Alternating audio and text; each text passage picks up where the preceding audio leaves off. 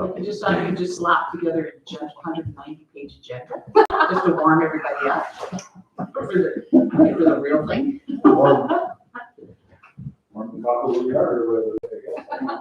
Everybody get rid of causes and what they. See, Scott, this is what I was saying, that whole brochures reading thing that you do. Yeah. See? I made it through it by like 7 o'clock on Friday. I know you did. And then you decided, you know what, I think I'm gonna look every one of these things up. And I'm gonna figure it out. And when I can't find it, I'm gonna message Heather and I apologize. Oh, that's fine. I haven't been present. I ran away to Fernie for the weekend. The ski hill on his shoulder. Oh my word. So beautiful. Okay? Was there snow there? Well, Saturday morning, I woke up, it was snowing. It was snowing, I kept trying to get there on Friday, but it wasn't snowing there. And then Saturday morning, just as the sun was coming over the mountain, the snow was coming down. That's nice. Was in a hot tub. Yeah. Nice. Drank morning coffee, read a book. It was like, that's what I needed. Did you guys get the stream? That's all good to go? It's going. It's going? Okay. I think that's what we should be advocating for.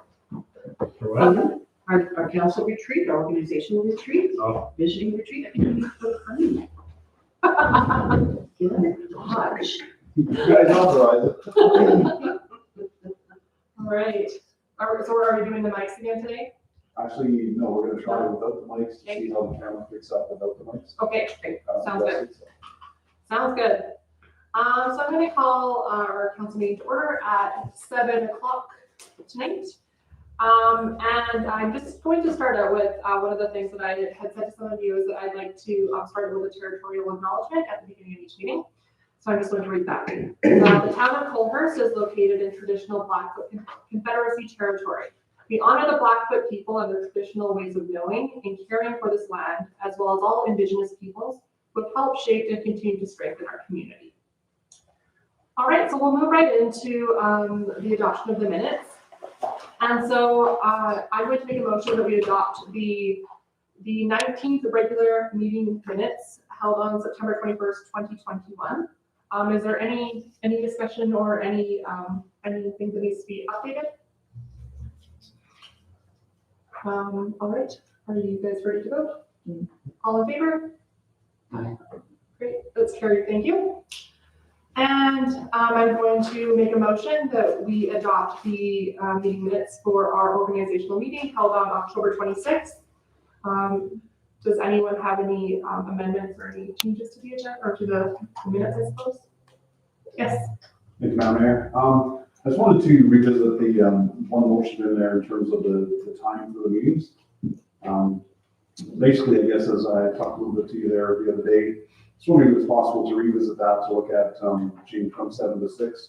I just felt that 6 p.m. is kind of an awkward time for, I feel, working members as well as staff, in my opinion. Looking at some other places, most do start at 7. Coaldale, for instance, starts at 5. So perhaps even at 6:30. Just to allow supper time after work and time for setup and pre-meeting things that generally staff have to do. So, and as per our procedural bylaw, which recently passed, just wondering if that can be revisited and looked at meetings. Yeah, I believe that we can revisit that, have more of a discussion on that. Is that something that should we add that to the agenda as another item or should we talk about this?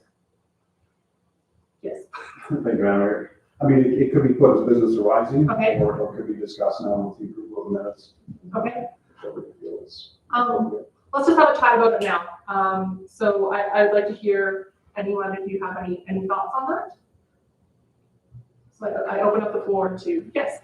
Sure. Part of the reason why I supported that was I thought that it would make it easier for the staff. I thought that, they could get done and get home at a reasonable time. So if it's proving to be more difficult for the staff, then I'm comfortable with, not moving forward with that change. Great, thank you. Other thoughts? Yes. I'm all right with anything. I think preferably 6 or later would probably be better with dinner and everything like that, but any time after that's fine by me. I agree with Scott. Okay. I know that this was something that you were quite interested in. Yeah, no, if it's, I also would have assumed it would be easier for the staff. I guess if it's not, then, yeah, whatever works for everybody else. What do you think? I think that in terms of the staff, I think that that's how I was looking at it too. But I think if it is something that's, it's easier this way, I'm okay with 7 o'clock. When we did have a discussion, we talked a little bit about, because I know one of the things that was kind of brought up is that 10 o'clock is late, and it can become really late. However, in our conversations, we were just talking about that we do have the option that if we have a lot of things on the agenda, we can always table some of those things. And we can stop there, and like maybe there's a couple of items that we need to get done that we can finish up. And so we do have that ability to kind of go down that route. And so I think that like just based on that, my recommendation is that we follow the advice of our CAO and stay with 7 o'clock. Do we need a motion for that? Thank you, Madam Mayor.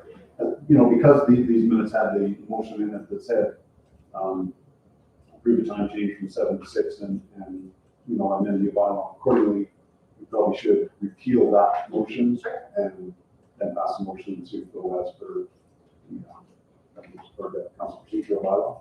Okay. So another question. In terms of repealing, do we have to make a motion to repeal? Okay. Yes. Okay. I will make a motion to repeal whatever the motion was. Yes. Thank you, Madam Mayor. I can stop Okay. you. Say repeal motion number 685721. Thank you. 685721.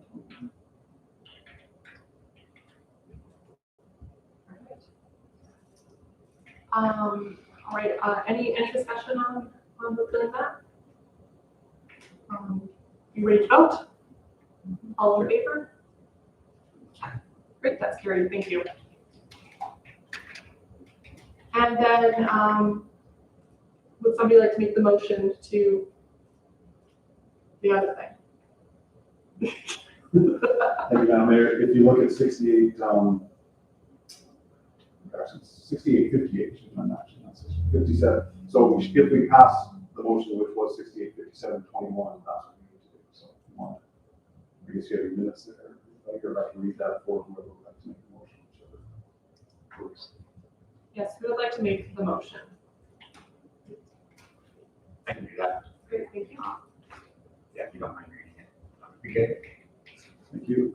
So move that the dates, times, and place, including the electronic meetings of all regular council meetings, will be held as set out in section 6.0 of the council procedural bylaw number 42221.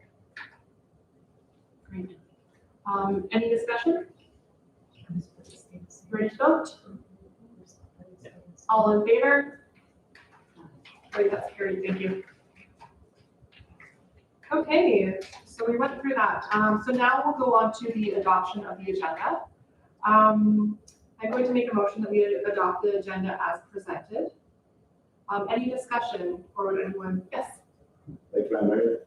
As indicated on the screen there, I did have the one add-on. If council chooses to have it, I did indicate in my CEO report that I was waiting on a proposal. I didn't get that, so again, it does require council to amend for the chance to do that. And while I may, or if I may, Ms. Madam Mayor, in terms of your package there, you'll probably noticed there's an item that says these are for information only. It don't appear as correspondence or otherwise in there. So if there's anything from those particular items that council wants to bring forward for discussion, then now would be the time to add it to the agenda by an individual council member to amend this. Great, thanks. Would anyone like to bring anything forward from that section from correspondence? No.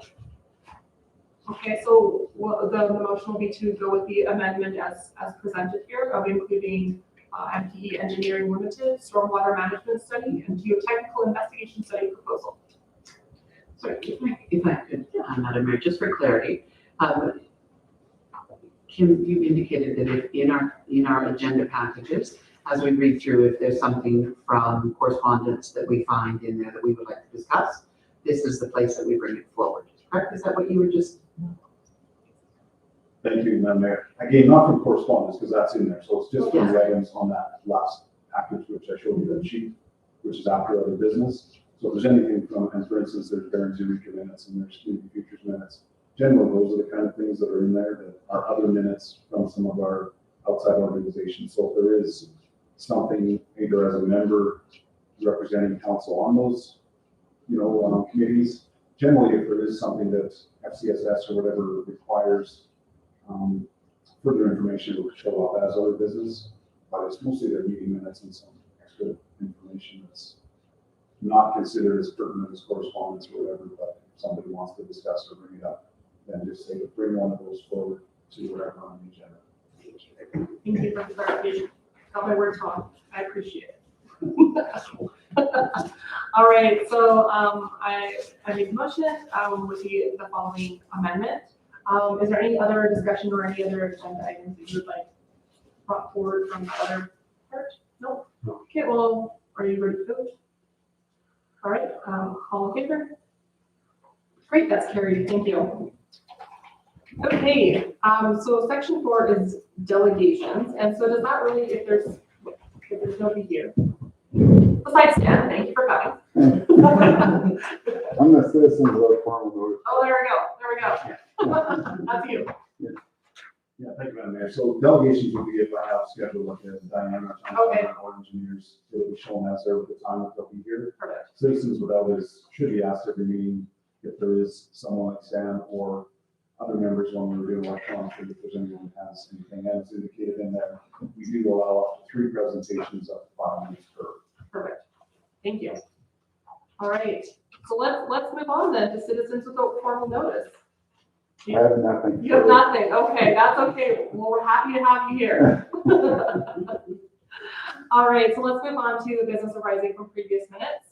So we have the AUMA regarding the Distinguished Service Awards. Turn that over to you. Thank you, Madam Mayor. So I put this in here. Previous council had chose to submit our outgoing mayor's name for the AUMA Distinguished Service Award at the AUMA convention coming up. It was obviously approved as indicated in here. There's a time when he will be, is asked to come to there and receive his award if he chooses. But I guess further to that, probably most of my report as well, I have put in there for retiring or outgoing council members. We don't have a policy for council members in terms of that. But it's something that, as I indicated in there over the years, we've done all kinds of things. From some representative, whether it was a burn brown print or a picture of some sort, to a gift certificate to go to the cake or something like that for supper, to perhaps being invited to a future staff volunteer event, various items. So I'm not sure if there is anything that council would like to, or if that's policy that the new policy bylaw committee can work on in terms of, we do have a policy for employees in terms of years of service, and kind of suggests that there's a dollar figure based on years of service for that. And then there's some suggested items, but more mainly it's kind of a dollar figure in there. So I just wondered if there was any thoughts on that. And I guess with this, I'm not sure if, Dennis Casey will be attending this or not. I haven't heard from him. He does have a copy of the information. And again, I don't have necessarily a hotel room or anything like that booked for him at this point. I have basically the 6 rooms for us. So if he was there, obviously it's 4:30, it's in Edmonton. It's probably, maybe that's something to consider instead. If he chose to come to this, I'm not sure. Anyways, I just go to get for information to see that he was approved based on the previous council's application. So. Great, thank you. So then just a question regarding that. So you had asked about just like retiring, people that have retired from council. Is this something that I know that that has nothing to do with really the AUMA Distinguished Service Awards, but should we be talking about this down in when we talk about your report, or wait? That's fine. That's fine. Okay. So maybe we will just leave that for the report when you go through the report and have more of a discussion around what that could look like or what we would like to do for that. So just to clarify, Dennis is aware of this, and we're just we don't know if he's going to attend or not. Haven't heard, I've sent him this letter as well as the original letter, another letter that came asking for a confirmation for it, but I haven't heard from him as to in terms of that. Great, thank you. Any questions or any discussion on this item? I guess, if, it might be good to know if he's attending or not. I mean, it would be nice to show up as council to sort of celebrate that 20 years to our community. I'm not sure how we proceed with that. Perhaps, is it possible to send an email just to say that we'd kind of like to know, to be able to, because it looks as though the awards ceremony is open to all. Is that my read on this letter? Is that accurate? I mean, are we just receiving a letter that says we invite you to join us, but it's just written to Dennis? Thank you, Madam Mayor. I know from previously, I know Barbara Edgecombe Green had received this award a few years ago, and it was a separate special dinner that they had for the award recipients, and the rest of us were not part of that. And that's where they were presented with their award. As indicated, there will be kind of the award winners will be shown as part of the celebrations or whatever later on via video or perhaps in person if they're there. But yeah, this would not be for us to attend. So. Okay, thank you. Great, thank you. Any other questions? Oh, okay, we'll move on to AMA convention regarding our minister meeting confirmation. I'll turn it over to you again. Thank you, Madam Mayor.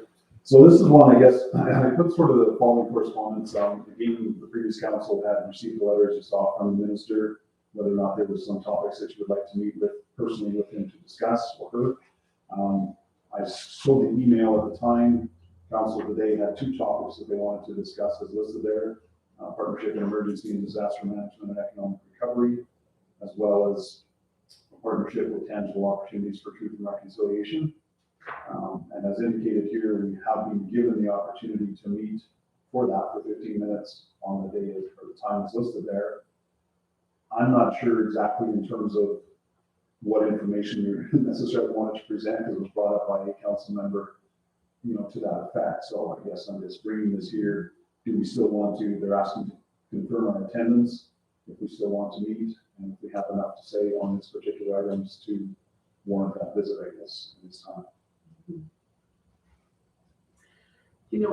If I might, Madam Mayor, I find that it's always a wonderful opportunity to meet with these folks when they have the time. So, so who are we meeting with? With Rick McIver, right? Yeah, the Honorable Rick McIver, Minister of Municipal Affairs. I mean, that's a pretty wonderful meeting to have achieved. Even if we go in there with just a couple statements in terms of both our, well, we're a little bit challenged right now, right? We don't have any sort of emergency management, right? So if we go in with some messages around that, and can the province look at some templates around that, there's something around those lines, and more about introducing us to them, right?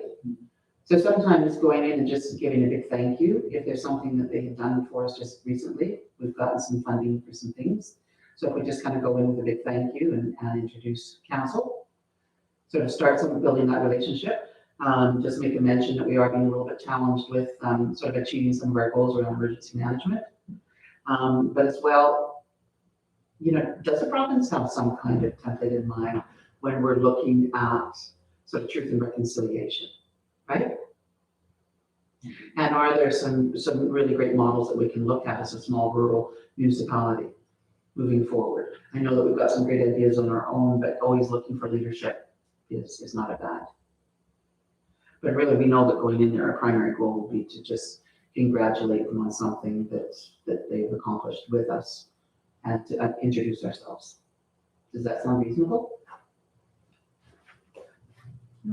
Hey, man, I guess, yeah, the reason I'm bringing it up is obviously that, as indicated by Deputy Mayor Caldwell, we have something to say, and as well, that we have, assuming the mayor or whoever she chooses to delegate to maybe be the main spokesperson at that particular scenario. Because you generally, you know, as I say, 15 minutes isn't very long, by the time you introduce yourself. They introduce one or two people that are there with him, and even the Truth and Reconciliation to economic or the disaster stuff, 15 minutes goes by pretty fast. And I mean, I guess depending on this, you know, the time is 9:20, depending on what else is going on at the convention, if you're there, sometimes we have sent, you know, 2 or 3 of this, while 2 or 3 stay back if it was in the resolution session or something like that, just to have representation there as well. So, I mean, that's an option for you as well, depending on how it is. I have a question just regarding like, what was really meant by a partnership with tangible opportunities for truth and reconciliation? Like, was that something that, the former council had requested, like, was there something, what does that actually mean, I guess? Thank you, Anne. I guess, like I say, those were the words that we were told to put into the 2 things that we wanted to do. I think part of it was, if you read that fairly big document of the call to truth and reconciliation, there was some, you know, various topics in there listed in terms of, you know, with schools, with, you know, municipalities, with different working groups like FCSS and that kind of stuff, suggestion for stuff. But if you read it, it didn't really say exactly how to maybe accomplish some of this. So I think as Deputy Mayor Caldwell's indicated, perhaps if they will give you some suggestions as to, and I know AUMA was working on some ideas to deal with even the National Day there that was just held at the end of September, and came out with some, you know, potential ideas. So I guess, I think that's what they wanted with this, was just to help us. How do we approach PALS, or how do we approach FCSS, or how do we approach those kinds of things? And what can we do in terms of whether it's curriculum or, you know, the staff day, to that kind of stuff. How do we move this forward to, and starting with tonight, the acknowledgement of the land and that type of stuff. So. Okay. And any other thoughts right now? Yeah, I think, if I might, Madam Mayor, I think, you know, having, you know, we're not done yet, right? So we've had these crazy 18, 19 months where we have, you know, we've had to call, or we've had to take part in emergency management. And it really brought to our attention that we have these incredible volunteers, dedicated volunteers, and we exhausted them. I mean, Amanda stepped back, right? So what do we do, right? We're a small rural community. We really don't have the budget. We don't really have a good solid budget to get a really good emergency management team in. And so is there any consideration that they're giving to support some kind of model, some kind of template, something to support small rural communities in this, right? And so it's not a, you know, it's not a big, heavy, like we're not going in for a money ask, we're just going in for, and often in order to go in for a money ask, we have to build those relationships first. That's why I said we should all be there, and we should introduce ourselves and congratulate them on something that we've done before. And then, you know, and when we finally do go for the money ask, they're more likely to respond positively, right? But more of an idea ask this time. Great, thank you. I have to say that along with that, I think after hearing that some of this discussion that even just going in there to kind of say like, this is an area of concern for us and this is what we're focusing on. It would be great to have some key messages around that we could bring forward.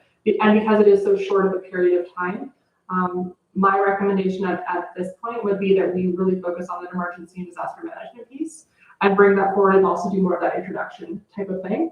Because I think it's going to go really quick. and so that's my thought. I'd be curious to hear what others think. I think that would hit the most immediate need right now, because we are short in that area. I think that would be a priority for me. I agree with you on that. I think it would be a good idea. I agree. It's also timely with kind of COVID coming to a close.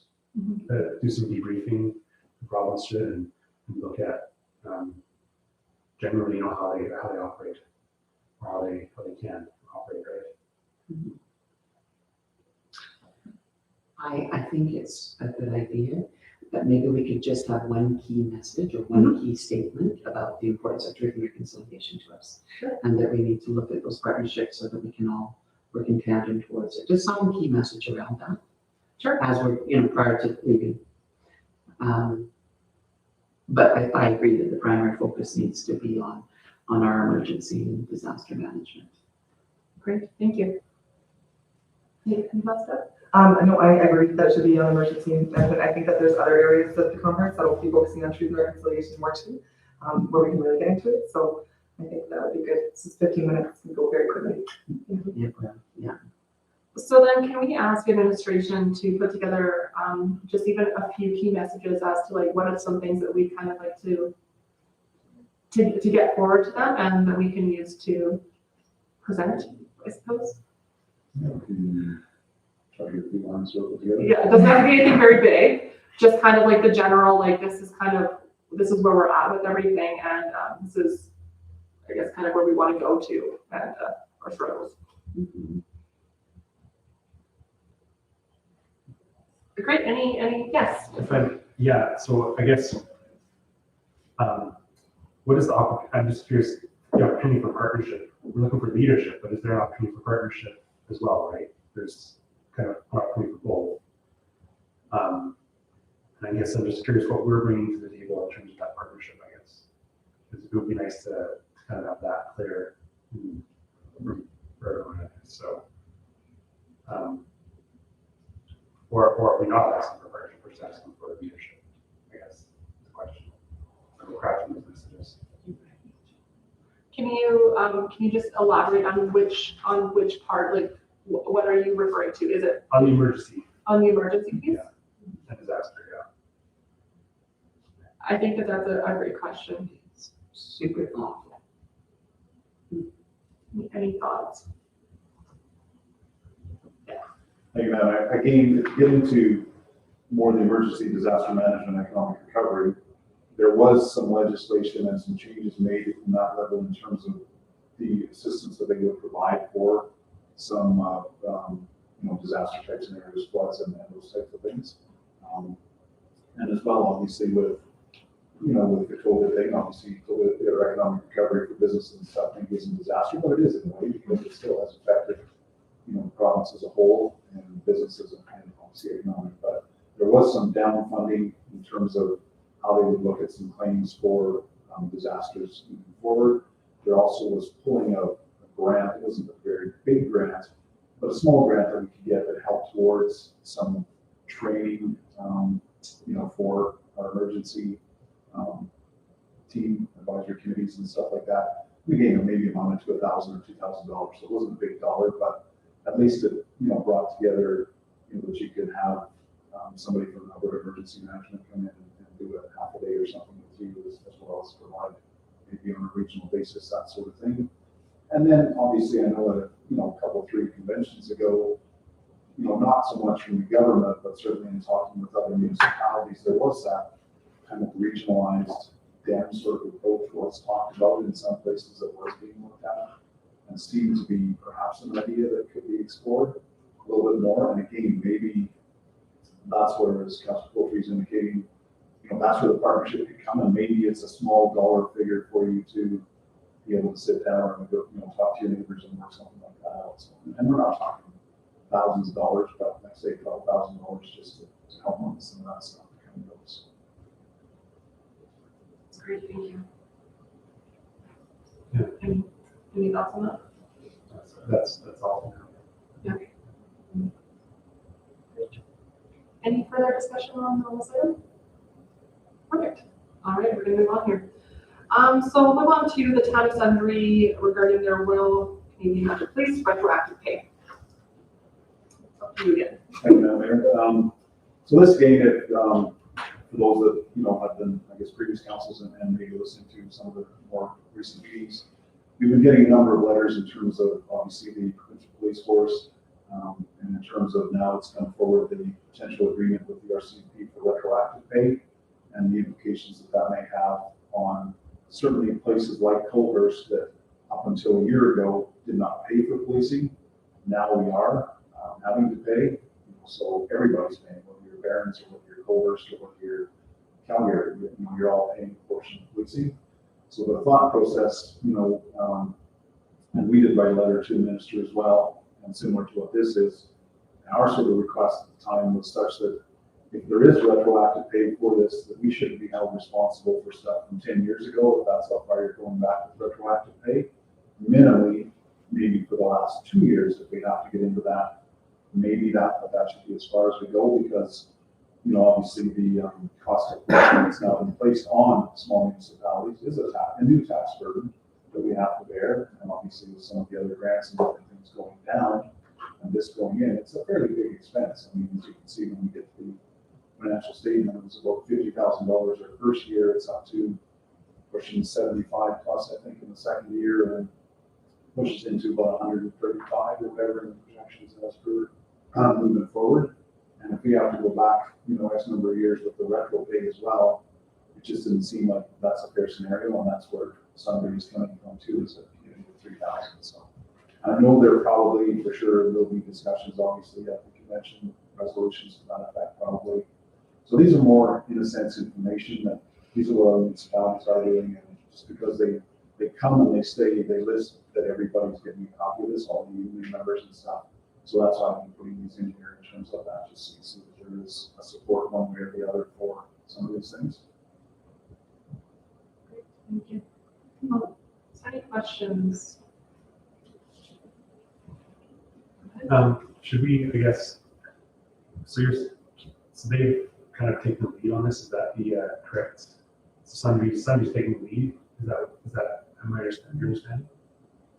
Like, no, not necessarily. There's been other letters already from some other communities, and I believe that some, like I say, have already put forward a resolution, or AUMA as well as put forward a discussion paper to go to the province to deal with this as well. So it's just kind of supporting that and just making the state aware. So I'm saying we have submitted a letters to Premier already to this effect, read the retroactive pay.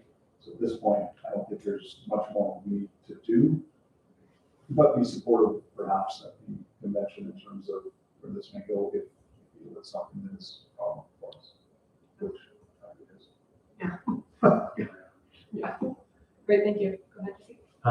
And I was curious, like it affects all of Canada, obviously, so there's SUMA and whatever NC1 is.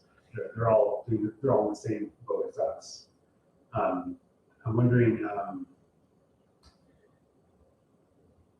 is there, I guess, we don't know when this is going to come into effect, do we?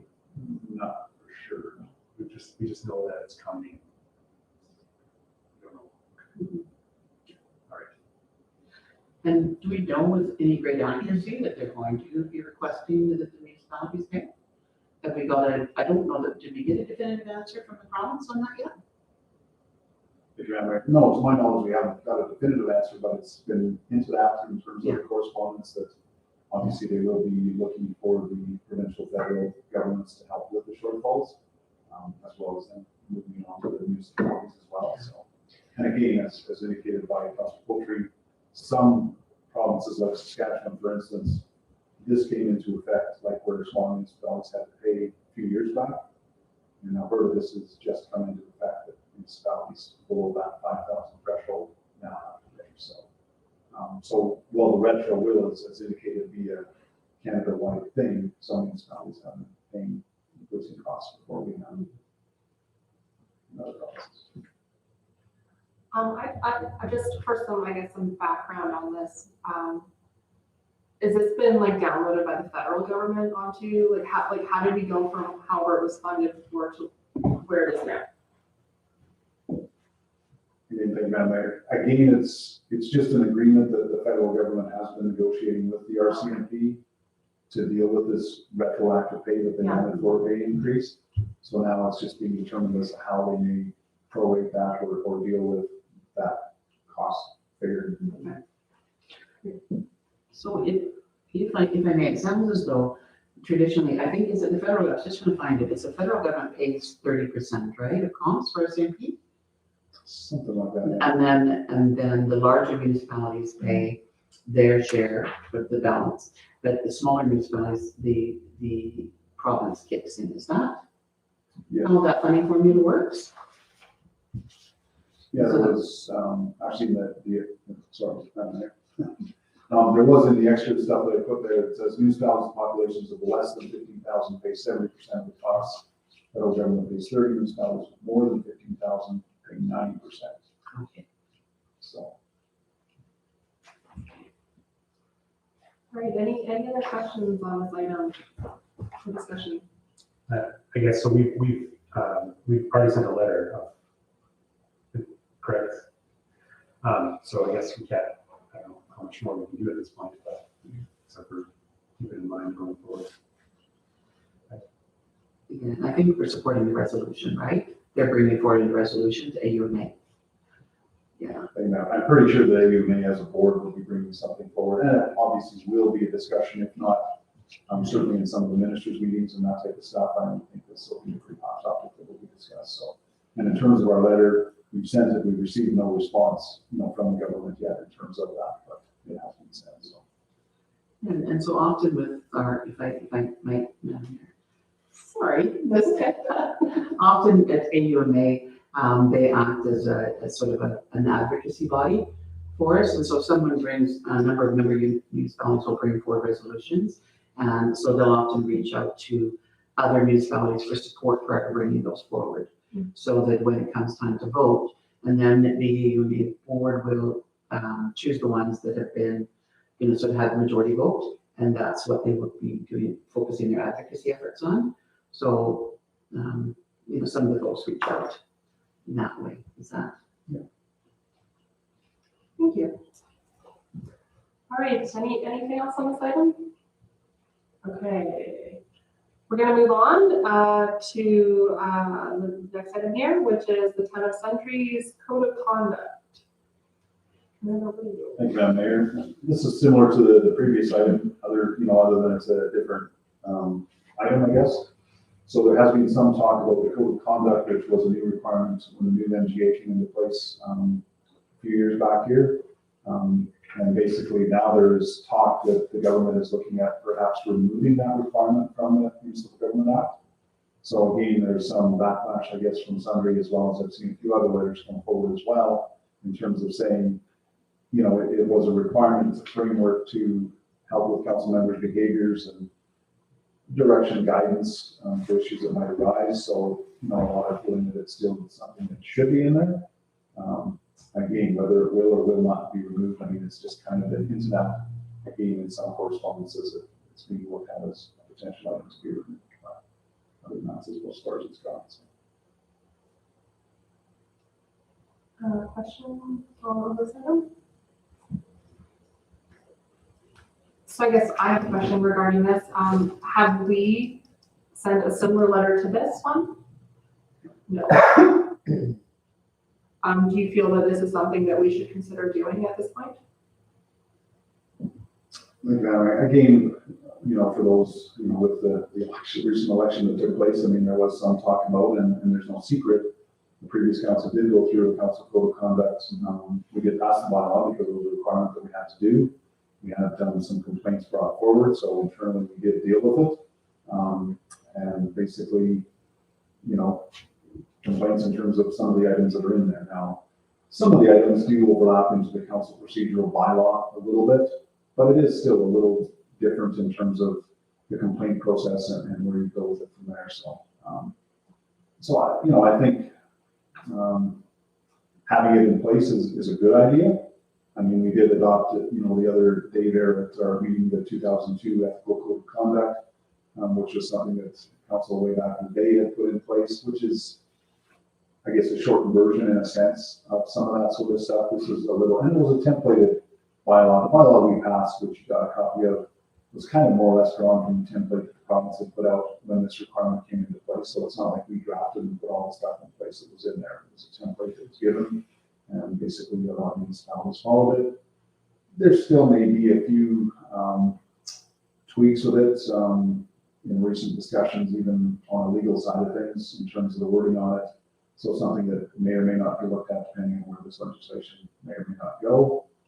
And like I say, at this point, it's only been hinted at, and I haven't seen a lot of backlash, but a few others are coming in terms of this one. Claire's one was another one that passed a motion on this. Somebody is on this one, so not a whole bunch yet, but Again, it'll probably come up at AUMA as well, we may want to, see what happens there. Thoughts? I agree with the town of Sundry. I think it's a great protection for democracy, I feel. So, that is remaining there. So I would support a letter as well. We want to maybe just wait until after the AUMA convention to see what they have to say about this topic and then kind of reevaluate at that time. I think that showing support with this would be a good thing. I think a code of conduct is something that should be there regardless of if it's required or not. But yeah, I think just kind of wait and see what they have to say and then kind of proceed from there. Thoughts on that suggestion? Yeah. Oh, wait. Go ahead. I agree with Scott, Councilor Ackerman, because just with this and the way it's written, it may not even happen. So let's just wait and see what happens and then deal with it if it comes up. But I think that it is important to have that in there. Great, thank you. Checking on this side, are you in agreement with waiting at this point, and then deciding based on some conversations that happened at AUMA? Yes. I know that it's important that we have it. I know that it was a very important tool when we had to use it. I agree that I suppose waiting to hear what happens, but unfortunately, sometimes the nature of things is that if we wait until action actually occurs, then we're asking them to reverse a decision and there's less success.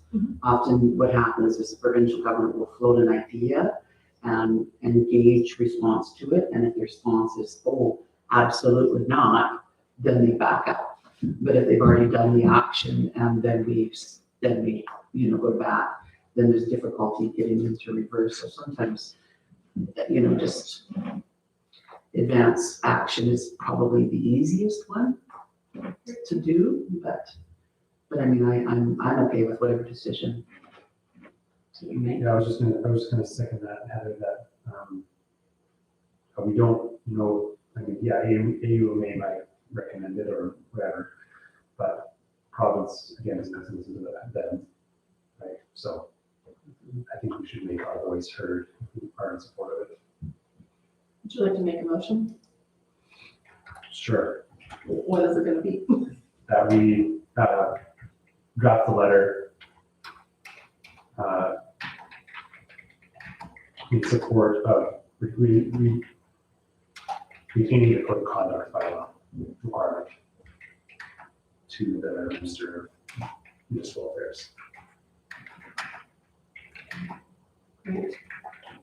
Any discussion on this? I guess I have a question. So do they typically consult with the municipalities before making changes? Like any more than just a feeler? Thank you, Madam Mayor. That's a loaded question, but This might as well be short and sweet. that's all I'm gonna say. No, really, I mean, sometimes there is, but sometimes there's not enough. I mean, the next item coming up on the agenda is an example of perhaps, where there is or hasn't been enough conversation in terms of that. So a lot of times these decisions are made and then you have to live with it. So. And I think it appears that more often than not. Sometimes it depends on the nature of the government. Sometimes they're more interested in just getting action done. And consultation sometimes takes a while, right? So they send out the floaters and they just act based on responses. Are you guys ready to vote? All in favor? Yeah, sorry. Okay, opposed? Great. So the motion will pass. Just a quiet reminder that we use that to record votes if we want them. Now we have to. Yes. We have to. So if anyone wants that recorded, you would just need to request that. From the hearing. Perfect. All right, let's move to 6E, which is Government of Alberta regarding the update from the Coal Policy Committee. And I'm going to turn that over to our CEO. Thank you, Madam Mayor. Again, this is just it's not an item that's been ongoing for quite some time. You probably heard and seen it in the media. We have sent a letter in terms of this as well, and this is just kind of establish this whole policy committee. So just for general information, council just look forward for this update on that committee. So. Thank you. Any questions on this item? Yes. Okay, I'll speak to it, if I might, Madam Mayor. Of course. I'm really passionate about this one, and I kind of really, I'm grateful that council went and supported this to write the letter, asking that they revisit some of their policies around that. So I think we need to keep this on our table. We need to keep, and I appreciate you continuing to bring information forward. I don't know if everybody's familiar what's going on right now in the past with the mining, the potential mining that they're looking at doing there. And so that has a direct impact on our water that comes into this area, so which impacts us, as well as it has a significant impact on our agricultural region around us. So being able to just have this continued brought to the table and be ready to respond, I think would be wonderful. If we could do that. Thank you. Thank you. Any other questions or discussion? Okay, so let's move on to section 7, which is bylaws and reports. We'll go into the committee minutes first with the risk management committee on September 16th, 2021. Go ahead. So just for council's information for future, generally how these committee minutes come forward is chair of the committee with sort of comments on the minutes from this meeting, or meeting. In this case, obviously, most of these, there's nobody in that capacity here to comment on this.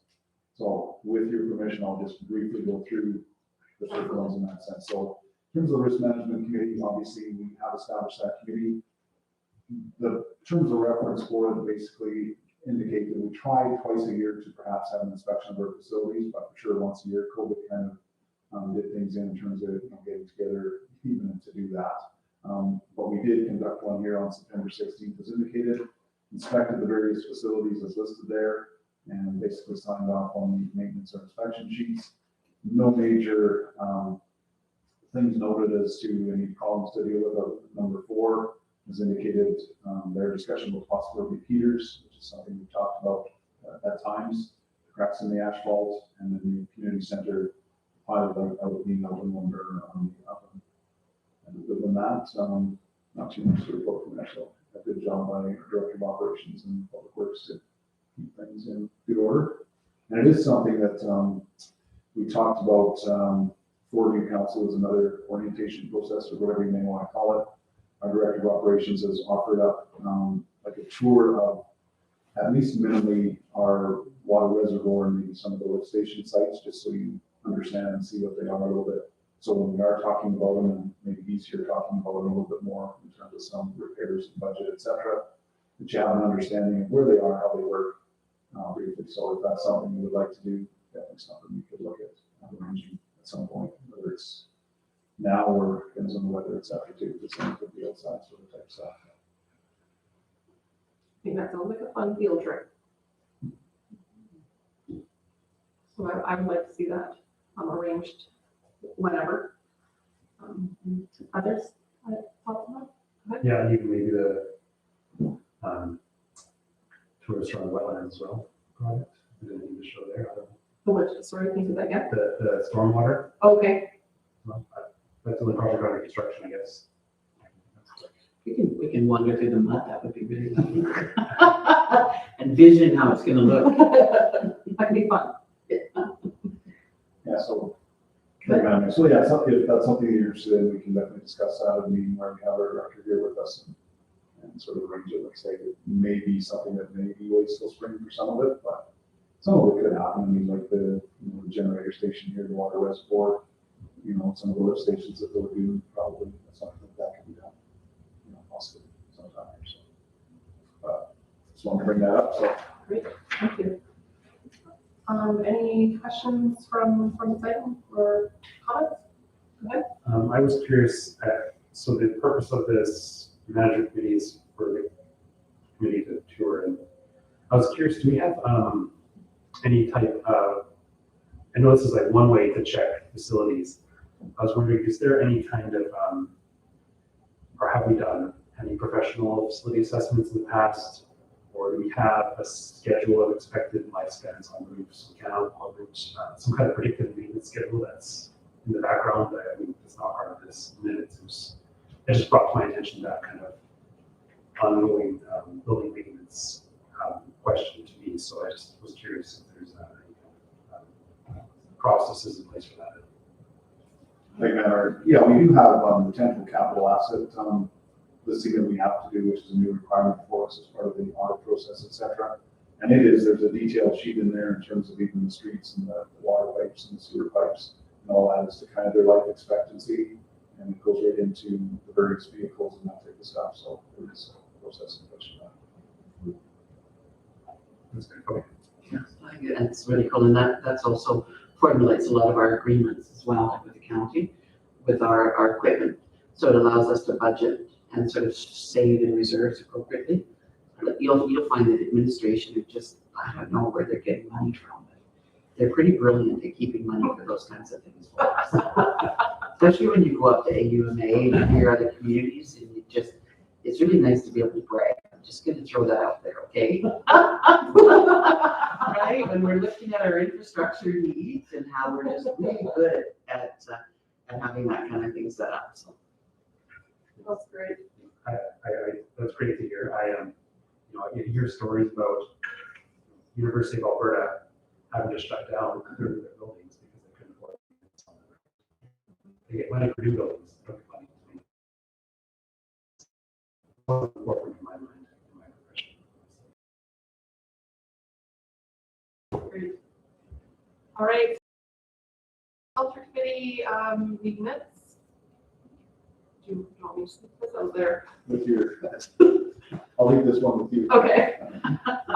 This was a while ago now already, but just to kind of go over, so this was our last meeting that we had as a committee before we broke, and now hopefully we'll be starting again. I guess just one thing to highlight that came from this meeting was just regarding the proposal for the disc golf course and that whole project and where that's going. And so from that, we know that there is a group with Parks and Rec that is working on that. We did see within the minutes for the council meeting that there was funds approved for that. And I know that project is continuing to move forward at this point with Parks and Recreation and putting together more of a proposal and some different things they're really looking at that at this point. Just a couple of the things to highlight here too is just the success of the parade and of the party in the park and how thrilled we were that whole thing was able to happen on fairly short notice, and that Kim Porak did a wonderful job with everything there. And then the needs assessment, and so this is something that is still ongoing at this point. At this point in time, we were just talking a little bit more about focus groups and what was happening with that. And so at this point in time, the focus groups are done. And so that project is still continuing on. And then here, there was a discussion about the memorial garden, just looking at that space within Sundance. The part that everyone thinks is a dog park, but is not. That's where there was some investigation there to see if that would be an appropriate space for a memorial garden. And one of the things that I kind of raised is that I'm not sure that that's the best space, just based on the fact that there's all those multifamily units there, and that's kind of, in my mind, that's kind of their playground. Like that's probably where they play outside, and that it is quite noisy there, so it may not be the best place, but that was definitely something that the committee was going to continue to investigate. Does anyone have any questions on this? Thank you. I have a question about the disc golf course. So, sorry, what was happening with that? What did you say? So Parks and Rec is doing it, not the school? So this was kind of a little bit of an interesting situation in a sense that there was a university student that was working at the high school that as part of his program, he actually had to do a project where he had to leave something behind at the school. And we were approached as the Rec and Culture Committee to potentially provide funding for this project. And during the meeting, it was discussed that Parks and Recreation had started to go down a proposal path with us that would come to council. And then I think there was a little bit of miscommunication, and it kind of happened that the funding was approved at council before the meeting had happened with the Parks and Recreation Society. So since that point in time, there has been that motion that was passed for those funds. But the Parks and Recreation Society, along with the student, have been working to develop more of a plan and a proposal for it to make sure that it's being done correctly. But however, what's happening now is that the student is almost done. And so it's been turned back over to Parks and Recreation Society. Interesting, thank you. You're welcome. Yes. Thank you, Madam Mayor. Yeah, and I guess basically very confusing how this, came to council sort of, when it came to council, how it came to council, what was supposed to happen as a result of this. And obviously, as indicated in there, waited for some contact with the individual who was involved in the student. Actually, only recently have I had some contact with a member of the Parks and Rec Society, and as soon as tomorrow, actually, I'm just going to notice in myself to look at a proposal, because my discussions with even the individual with Parks and Rec was such that I'm not sure, at this point where they were proposing this. Obviously, there had been nothing brought to council prior to, so I wasn't sure as to how apprised council was of it. Whether there would be grants available for this, whether it's indicated Parks and Rec would work towards some future granting for it, et cetera, et cetera. So there is some information now. That's why there's a meeting tomorrow administratively to discuss where this goes, and from there, whether it comes back to Rec and Culture Committee or to full council, that's kind of where it's at. And my understanding is in the last discussion, regardless, construction, isn't going to happen until spring probably now anyway. So we do have some time to look at it. And I think it's important for council to have a look at it and make sure that I think that you are on board with what's being presented, because administratively, like I say, I hadn't seen anything about this prior to, so and I was kind of caught off guard with it as well. So. Any other questions? Is that the intent of this? From my understanding, the intention, and please correct me if I'm wrong, but the intention behind this is because we do not have cemetery, that it would be a space where people could have like trees or maybe a bench or something like that to be in memoriam of their person. And so that's kind of the way that we were looking at that as kind of an alternative, I suppose. As well as there was some discussion around even standards as to what those things could be. There was some discussion around like, should it just be trees or benches or those types of things, or should it be things like art pieces or whatever, to kind of keep it, So that was the intention from my understanding, unless I'm incorrect if you have more information. Thank you, Madam Mayor. Yeah, it sort of came up as a result of a resident that was actually killed at the intersection here about a year or two ago. So her son actually had come forward with us and said he'd made up a bit of a monument, I guess if you want to call it, for his mother, that he would like to have placed somewhere, and wondered if we had a spot for that. Now, as it turned out, it was to be maybe a 4-foot type, bronze kind of piece or whatever you want to call it. And so at that time we said, well, we really have no place to put that type of thing, or we don't have a designated area. So it was suggested that, a committee of council or, different community sustainability or rec and culture or someone have a look at a possible site, and as indicated by Mayor Martina, whether it be that we wouldn't even allow sort of a monument of some sort, but maybe a wall, maybe a tree, maybe a bench, some sort of a scenario like that.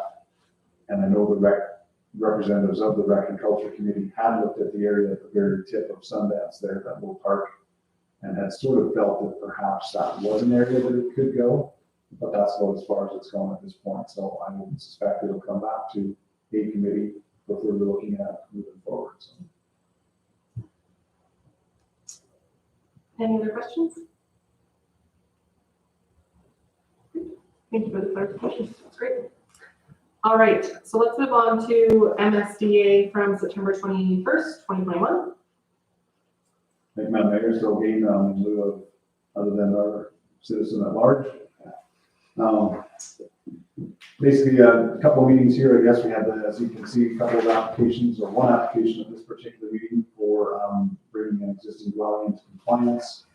So older house, looking for that, dealing with an uncovered deck, and sort of being into the setback that wasn't required. So whether or not we would allow for that to go to fit, whether it required reconstruction due to the Safety Codes Act, et cetera. So at this particular meeting, we wanted further information from safety codes as to what may happen to bring it into compliance. So it was tabled for the next meeting. Other than that, the basic information was just our development officer's report every meeting and any enforcement updates as well that are provided there. So that was the first meeting. And moving on to the second one, if I may then. So then we dealt with the particular situation of the deck, in light of our conversations with Park Enterprises and the Safety Codes Officer. And a waiver was granted to allow it to go because they felt that it would not have to be totally removed and redone. So it was allowed. We also had another one in terms of a second application in terms of a detached garage that needed a waiver to the prescribed allowed site coverage for accessory buildings. And so that one as well, the 1% waiver was granted. And we had a further request for a 3-unit dwelling, and some, looking for a waiver in terms of the parking in the front yard. So again, we did approve that with some conditions as listed there to allow the first 2 stalls to have a little different width separation in terms of that. So kind of a difficult one. We had different proposals for that one, and this one was thought to be acceptable. So that's kind of the quick highlights of those, I think. Thank you. Any questions?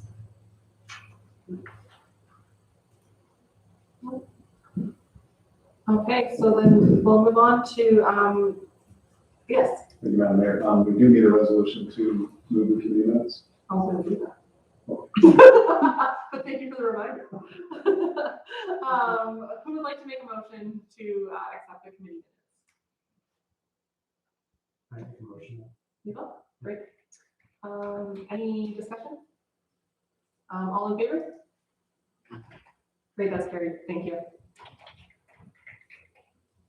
Okay, now we'll move on to internal reports. And so we've got the financial report for the month ending September 30th. Turn it over to you again. Thank you, Madam Mayor. So I guess generally what I do with these is just kind of go through some of the quick highlights of some stuff that I've noticed, and if there's any other questions or whatever, go through that. I do want to point out that in terms of this, for those who have gone through it with some in-depth stuff, you may notice there are, in terms of a lot of the departments, some capital expenses that show the big numbers, like $500,000 or more, depending on the scenario, that are not showing a whole lot of work on them in that sense.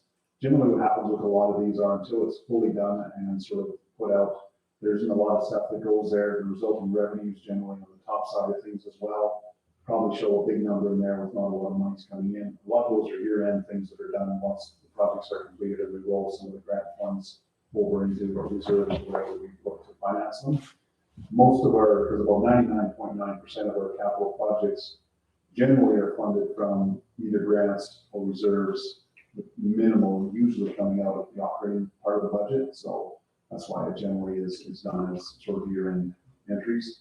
There also are in a lot of departments, we have a transfer to reserves, which is in there. And again, it's generally a year-end entry that's done on the basis of the individual department, how it sort of handles itself. So if you got questions in those are standard kind of year-end things that kind of maybe glitter out in a sense, but that's how they're generally dealt with. And when the final numbers settle and the audit goes through, generally it makes a little more sense in terms of that. But I can go through quickly a few of the pages that I noticed, a few things, nothing that glaringly. I'm not sure what number they are in your schedule, but going through to council, it says at the top, department council. And just to note there, if you look at the per diems and registration travel subs, subsistence or whatever, showing not a lot of money in the year-to-date actual costs, but there is a fair bit in the budget. And again, the main reason for that is we did downsize these somewhat due to COVID, but at the same time, because of COVID, a lot of stuff has been virtual, so it's helped in terms of the overall expense for those items, because you may have to pay a slight registration fee, but there's no hotel, travel, meals, that type of stuff go along with that. But some of that, if assuming that AUMA does carry on, and, with that, we'll bump up some of these a little bit and account for that, so. So you'll notice that in a few departments due to COVID, the travel is down. In terms of administration revenue, general services shows it's already about $1,500 over budget. That's mainly tax certificates and those types of administrative items that we do on a fairly regular basis. Other revenue, again, shows that we're well over budget there. The main reason for that is shows 1,200, we're at 7,100 right now. We received a grant of $5,500 plus to deal with the Senate and the referendum questions with the election, because the province, downloaded that onto us. So obviously we're aware of it when we were finalizing budget, but it is a bit of a bonus, I guess we want to call it. So that one will show over. Under other consultants, again, you'll list about a $24,000 budget, about $9,000 to date. Still is stuff to come in there. That's where our orientation with the fellow coming up on Monday puts in there. That's about a $5,000 expense. We also have a wage survey that we were doing, which is again about the $5,000 to $6,000 scenario. And then our TCA contract was about $8,000 or $9,000. That's the $9,000 that's in there. So by the time we put in some of those things, it'll be closer to the budget amounts there as well. Going a little further, you'll see entertainment expense. We had budgeted 10, sitting at about 1,200. Biggest lacking thing there is the staff volunteer event that normally would be held at the end of November. Usually budget in this, maybe $6,000 to $8,000 type thing for that. And obviously with COVID, doesn't look like that'll happen this year. So perhaps a little ahead of the game again there. And again, look at travel and training below for administration. And again, well under budget. We gave you COVID. LGA didn't happen for myself, GFOA for Kyle, and different things like that. So obviously no travels involved there. Fire department, under revenue other local governments. Hope you're kind of following where I'm at, I guess. So again, we budgeted 125, showing 237,000 plus. With the signing of the new agreement with the county for the fire scenario, they prepaid some capital expenses that were with the previous agreement over the 3 years. So we received $135,000 towards capital for future years that were in the previous agreement. So that's again was unanticipated, but again, it's in a sense that will roll into a reserve for replacement of fire trucks, etc., because that's what it's destined to be for. So. Carrying on, salaries under fire as well, we budgeted 35, showing at about 6,000. Again, we had put in on the basis of potential partial salary for the fire chief or director of emergency services type position. So depending on where that goes or doesn't go, we did put in a little bit in anticipation, perhaps heading that direction. So moving to protective services. Other revenue shows budget of not or 5,000. If you look below under legal, it shows 5,000. Basically, that's for most times on-site properties. If we hire a contractor to deal with, and then we receive the revenue via taxes or whatever, so it's kind of a get-out scenario there.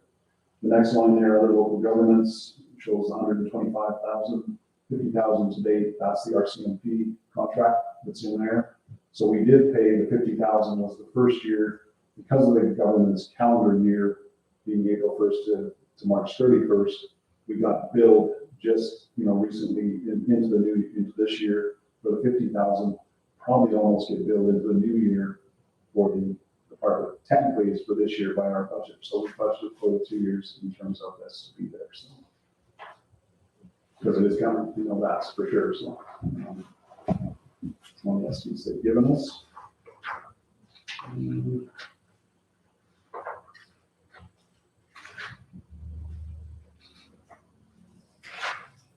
Okay, moving over to, I guess, roads. Some of maintenance, I guess, some maintenance and repairs. Again, showing a $60,000 number. That still is the work that's presently being done. You'll see 2nd Street is blocked off, and there's been some stuff around by the pharmacy and some different places. Sidewalks and some minor road repairs. So a lot of that is still to come in the billing for that. The next item, Southeast Collector Road Maintenance, 8,000. Later in the meeting, you'll see recommending for an agreement with Volker 7. So if we do incur any of their time to help us with that road, with snow removal, line painting, or whatever is indicated, then that's where it would go. We also have a little bit of county grading on the little section between 45th and 55th, which is now within town limits as well. So, and sometimes a little bit of dust suppressant or whatever in terms of that calcium chloride. So that's where those numbers go.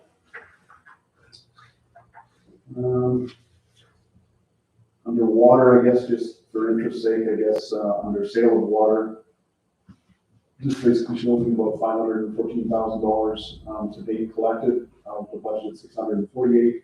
There's still 3 months worth of billings to go on that yet, ranging probably 35,000 plus. I mean, definitely shouldn't be any problem in making a bunch of numbers there. And it was obviously a dry year, so the water bills were a little higher in a lot of cases too. So sanitary sewage, contributed to capital, shows a $500,000 budgeted number there and virtually nothing spent to date. That is to deal with our potential solar project that we've been working on for quite some time. And as indicated in my report, I'll speak to it a little bit further as to where that is or isn't. But, you know, we did award a contract, and I'll talk about it more later. But it was budgeted there. We budgeted on the high side on the basis of our first go at it. We did actually get a really good tendered price. So we should be potentially money ahead. It is MSI funds. If we don't use, can definitely roll towards something else for our portion. And there was also some municipal climate change action center funding as well. We were hoping to get for that, and still are in a potential situation with that. So. And then on garbage collection, again, contributed to capital. We have a new garbage truck ordered, but we were right until 2022. So just going to do COVID stuff is quite delayed. We did budget on the basis of the numbers that we have there. And under community services, again, contributed to capital, $100,000 number shown there. That was allocated towards the potential purchase of a handy bus or a bus of some sort, which again, was being discussed at various community levels and some on council, and probably still needs some discussing in terms of where we're going. We're looking at potentially a used bus from Fort McLeod, which again, due to COVID and different things have been delayed. And so, I mean, it's still somewhat on the table for discussions as to where we may want to go with that. So. Subdivision land and development, offsite levies and road revenue shows a figure of almost $150,000. That was to deal with, as indicated, the offsite levies for the Meadowlark subdivision up at the high school.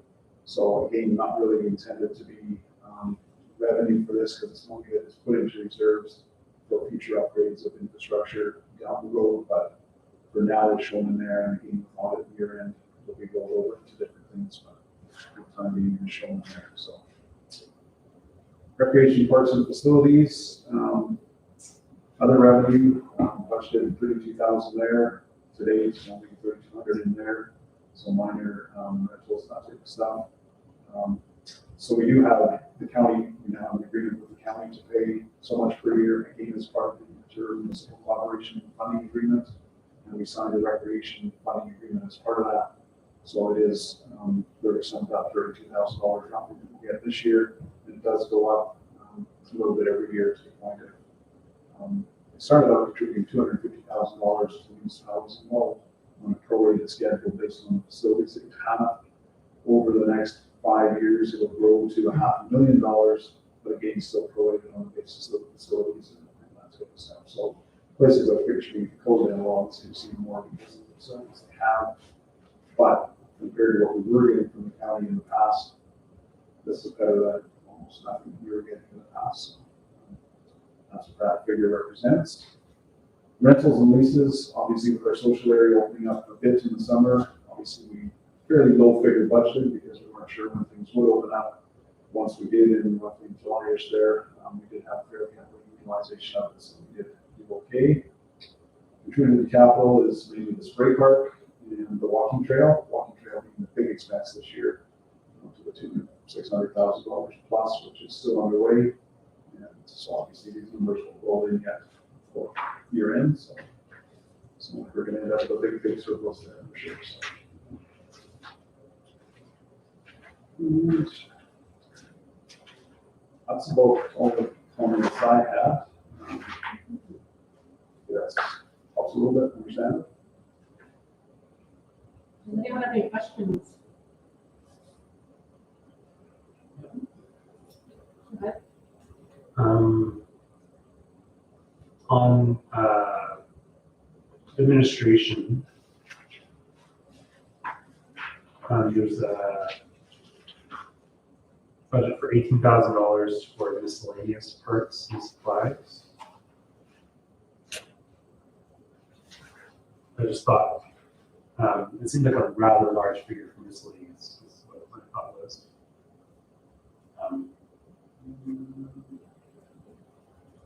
We spent 14,000 of those. Like, so. We have basically done away with most miscellaneous accounts. Yeah, that's what I see. So I just noticed this one and kind of was curious. Honestly, off the top of my head, I can't think of what's in there that's spent on that, but I can certainly check it out and bring forward the future needs. And then, Apologies for that. and your next one. And then under cultural newsletter, maybe I just don't understand, but I was wondering how we spend $30,000 or $27,000 on a newsletter. I guess I'm just curious, is it wages or what are we spending? Oh, go ahead. Thinking on there, that one I can't answer. That is the Chinook Regional Library requisition. Okay. So I didn't know I'm trying to get down there. Any other questions? That's all for me. I just have a question, and just like, I'm assuming our fiscal is December 1st, based on this? Yeah. Okay. Great. All right, would someone like to make a motion to accept the internal report? I can do that. Oh, great, thank you. Question, all in favor? Great, that's carried, thank you. All right, so let's move on to the CEO report, and we'll turn it back over to you.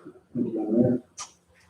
So quickly, I don't generally read the whole thing, or quickly go through, I don't have to read any of it, but in terms of number one there, just in case you weren't aware, in terms of our Palliser School Division rep, Tony Montino was acclaimed as trustee, replacing Christine Casey. So that's part of it. It's obviously an election there. Otherwise, we would have dealt with that one at our election process too. So it's kind of a good thing, I guess. Director of Emergency Services, as indicated at the organizational meeting, we have posted a call for a full-time position for a Director of Emergency Services. The intent of that, as indicated, is to perhaps have a Fire Chief, Director of Emergency Management combined position. As indicated there and previously, it was authorized by the previous council to put out the call and see what we got. Obviously, still can be reviewed to council and finalized in terms of what you'd like to do in that process once we see where things are at. To date, I've received a couple of applications and an inquiry, so not a big rush at this point yet.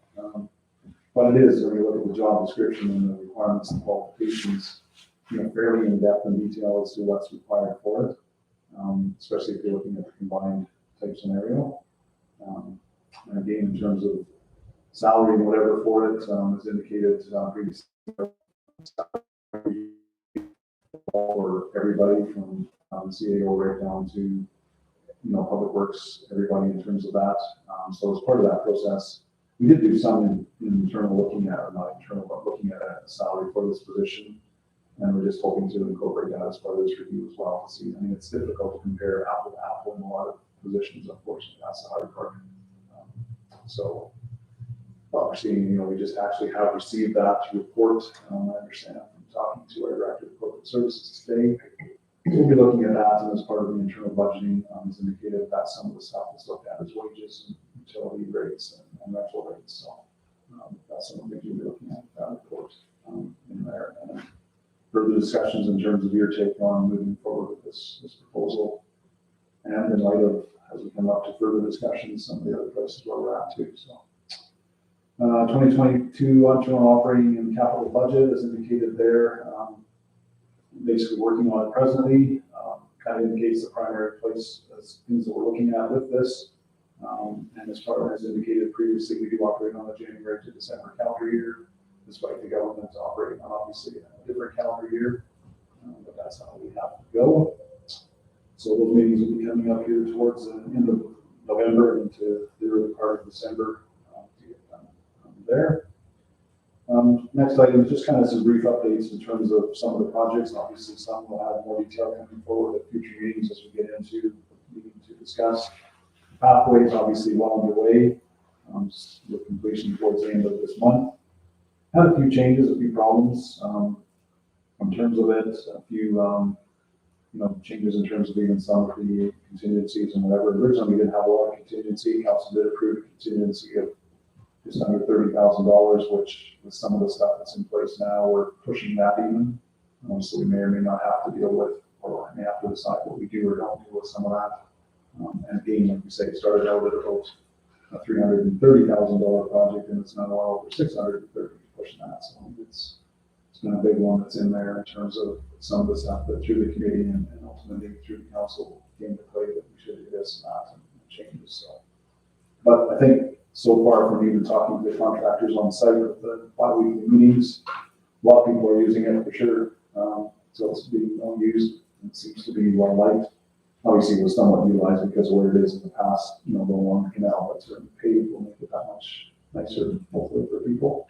And moving forward, things like certain places may need lighting, and that's not in the budget at this point. And obviously, furthering it, this is phase one of many phases because of the dollar figure involved with it, but it's certainly not done by any means. So, solar energy project, as indicated, I've been working on that for quite some time. We initially put out an RFP and a contractor who kind of somewhat led us astray, I think. And as a result, we rejected, the proposal at that point and started to work with our engineers in terms of coming up with another, a more detailed proposal as to what we wanted, where we wanted, how we wanted it to go.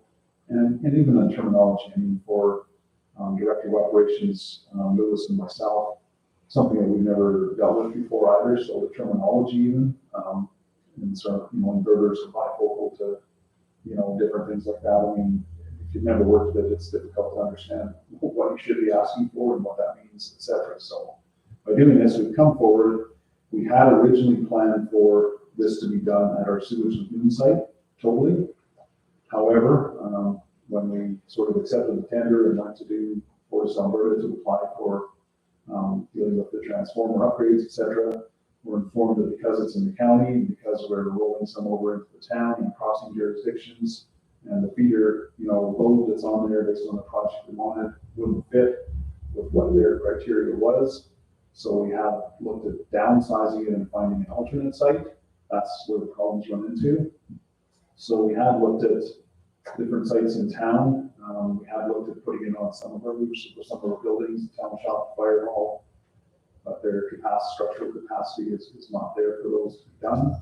So then we looked at by the fire hall, there's kind of that pond drainage ditch. It's a dry drainage ditch that we were looking at putting it in that area, but that's owned municipal reserve. So I'm dealing with our planner and development officer and through the land use bylaw process, can't go there due to the nature of what we want and what that is and to change that. So now we're still back to looking for where do we put the rest of this. We can put half of it kind of at the original site, but where do we put the other half? May I ask you a question on it, just for clarity? Sorry. When you were talking about the land next to our fire department, and you were saying that it's zoned municipal reserve, is that the only reason why we can't put that there? Just for, is it about space? Because can we not go in and rezone that area? You can, but it's municipal law. Partly because it's municipal reserve, partly because you're going across two parcels of land and all kinds of complications in terms of that is where it basically boils down to. And again, it's a discretionary use, so we would have to circulate, et cetera, et cetera. So there are just problems that it's determined that absolutely cannot go on the basis of the land use bylaw and the zoning, and even change the zoning is what we need. Probably would, but not the others. Great, go ahead. Has there been any investigation into doing it over top of parking lots as a sheltered parking lot type of structure? Similar to what I guess Raymond did that, I think, in their, parking lot. So I mean, hasn't been looked at, but I guess like I say, we're back to square one or square two, looking for where we put the second half. We said is obviously the park by our satellite town shop or our new town shop. We own the whole large area there. The town owns that whole piece of land. So we're now looking at perhaps there. And again, has to be, can't just put it, even say by where the main constructed wetland is going was a possibility as well. But right now, there's no power, there's no nothing there, so we would have to deal with that too, so that's not really an option. So perhaps by the new town shop is being looked at, again, taking into account, future expansion of that shop, future plans that our director of operations has for the site. He's talked about, a sand salt shed in the future for mixing for the winter time, obviously storage, etc. But so right now, like I say, that's where we're at. So probably where we're going to be at as a result of that is it's not going to happen too much this year. It's going to be a spring thing. We are looking at moving ahead with part of it by the lagoon site where we can put the pilings in and sort of the basic stuff, which is not the array structure at this point until later into the year, and go with that until we get further figured out. So. May I ask if we're looking at splitting it, doesn't that significantly impact our costs on that though? Again, that's part of what we're looking at is alternate site. What's it do to the costing? What's it do to transformer upgrades? What's it do? The other complication we have is obviously we entered into a contract with the firm for X number of dollars to put in an X number of wattage type scenario, and to get out of it, I'm not sure what the legal ramifications of that may be as well. We don't want to get out of it yet, please. Let's just get that competition off the table. Well, and the other part is too, with the MCAT funding, you get a bigger percentage where the major part of it is. There's a first time bonus. So we want to put wherever the bigger half is, we'd like to get the bigger bonus there. And it's felt that now, because we can probably half it, that's why we're thinking we can proceed with buying the lagoons to a point and still get that and not affect that funding. But again, there's even making sure that moving it from here to there, whatever, doesn't affect that funding as well. So, I guess what I'm saying is there's a lot of wrinkles in the ointment with this one. So, and unfortunately, like I say, it's been a long, ugly process. So, just trying to keep it up. Go ahead. Is there a timeline for completion for this project? Initially with the contract we had that we awarded for Old School there was that it wouldn't be done before the end of this year. And as far as the MCAT funding, we've talked to them in terms of extending the funding for that. They don't seem to have too much of a problem with that because we're somewhat committed to the funding already. And the rest of the funding from our perspective is coming from MSI funding, which doesn't affect that. So so the main thing now is, like I say, the contract we have, finding the place and dealing with it there. We also have a timeline in terms of, because the lagoons are in the county, we have a development permit with the county that we had to extend. So it's extended to December 23rd of this year. And they said they won't extend it further than that. But, so we're seeing if we're majorly started, from what I understood in talking with the development officer there, then that would be fine. If we haven't started, then we may have to reapply. So that's what I'm hoping to start a major project. Just a question regarding this project. Is there any information or a presentation or something like that that we could have to have a better understanding of it? Because I can read this a little bit. Like, do you have anything written that you could send our way just so we have more background? Yeah, thank you, Madam Mayor. I guess the plan is if we kind of get figured out an alternate site and an alternate plan and an alternate pricing, et cetera, that we would bring our engineers to the table to present that. At this point, to come and present, seems like every week we're having a meeting and something's changing, so it's kind of difficult to bring much forward that's concrete. But that's the plan. Once we get figured out the pricing, the location, what it does to the funding with the impact, et cetera, And that's the time to come back and say, look, can we go ahead with this? We may or may not need some additional monies too, so obviously again, we'll have to come back to council for that as well, so. Great. So again, like I say, some of these things I'm just bringing to your attention. There obviously will be further discussions with council and engineers, or whoever's involved. That's to moving forward. Thank you. I think that- I have a question. Nope. Yeah, so I would appreciate some information as well. I just had, I was curious, is there, for the solar panels that are going in, is it a wetland, is that the correct spot, or the lagoon? Will those will be fenced off, kind of inaccessible, right? It'll kind of block off. Part of the requirement is that. Yeah, for safety, right? So you don't, yeah. And then, so that, just to be clear on that, yeah. And my second question is, I guess, how much power are we looking at generating? Is there like a payback, and how much, and how much are we, is the town going to be earning, I guess? Is that kind of a projection on that as well, that we can bring forward in the package? I'd like to see that, yeah, so.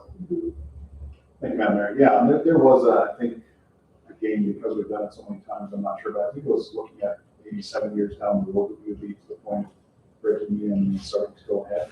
That is a plan that would offset some of the town electricity costs for ourselves. And I have another question. Since we can't put it all together, and I mean, I suggested the parking lot thing, but I wonder, is there any other, I guess, creative ways we could look at it in terms of supplementing the money with, I don't know, whether it's making covered parking, or maybe it's making this is just throwing ideas out there, but putting a cover over top of the arena and covering it with solar panel, for example. Yeah. Like, could we partner with something like that kind of project, right? But think a little bit bigger. I don't know how that relates with the grants or anything else, but yeah. Honestly, that one hasn't been talked about in terms of that. Say initially we were looking at a simple thing, put it in the lagoons, it's kind of the way, there's not a lot of people that would complain about it, from glare to look to whatever you want to call it. Obviously, the arena is something that, the council will be looking at and discussing.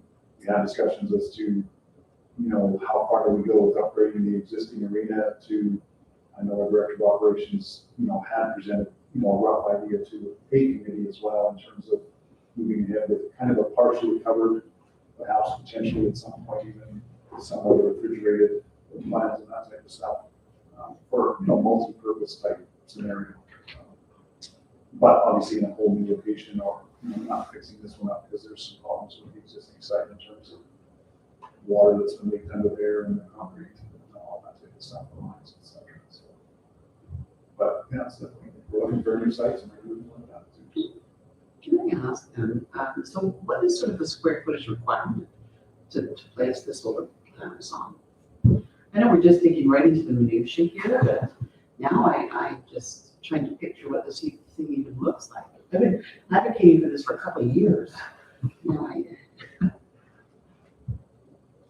Madam Mayor. Honestly, I wouldn't want to give you a figure right now without having sort of that. And again, like I said, coming forward, with a new site, once we have a new site figured out, because it's going to have some implications, I think, financially and maybe otherwise, we'll definitely have a presentation to council to move ahead with there. So that's the best I can tell you at this point. So it will be coming, but it's, like I say, it's been a kind of sort of. Just a couple quick questions. I don't know too much about this, so would you be able to put together like a high level overview for us, just kind of like what the end goal of this is?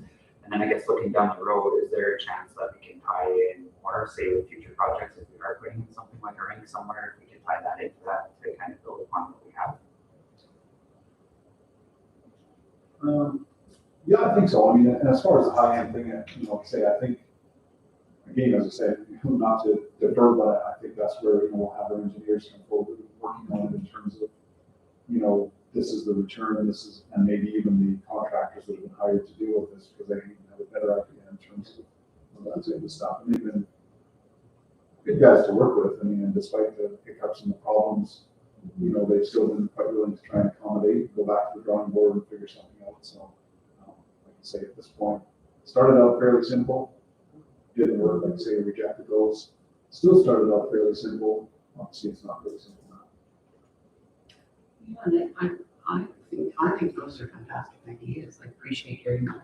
I know that historically, I mean, one of the things we were looking at was, I know that Kim was referencing MCAT, so it's sort of this municipal climate action group that provide funding.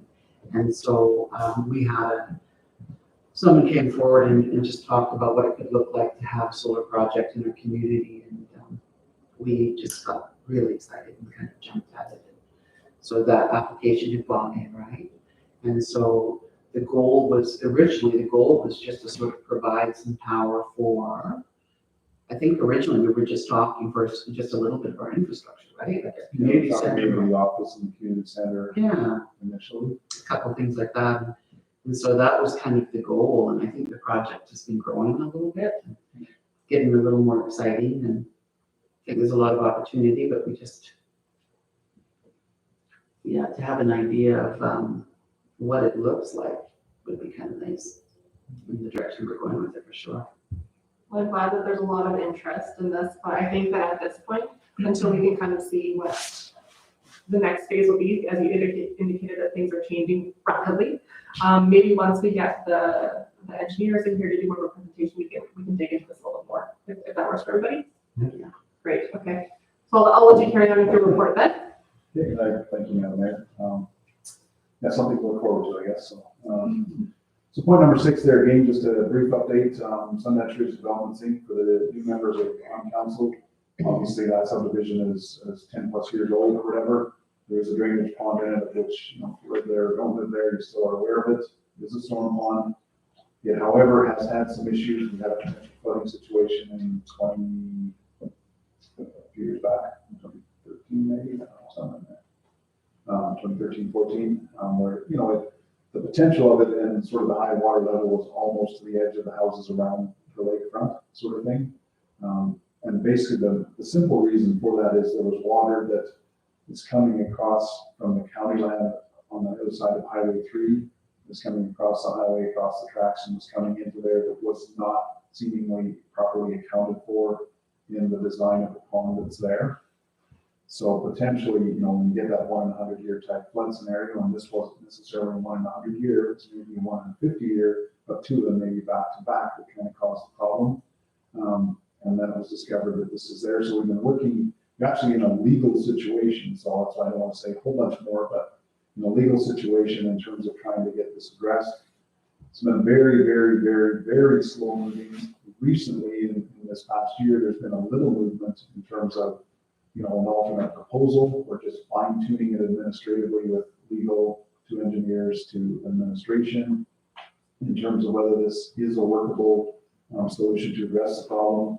And from there, once we have it that is determined somewhat reasonable, we will bring something to council as well for approval as to what this will do in terms of the effect it will have on the area. So, but at this point, we haven't got that just to the point we've been in a position to present to council to say, do you like this or not? But it's hopefully closer than further. So I'll just say on that one. Number 7 there, the Precon Town Stormwater Management Plan.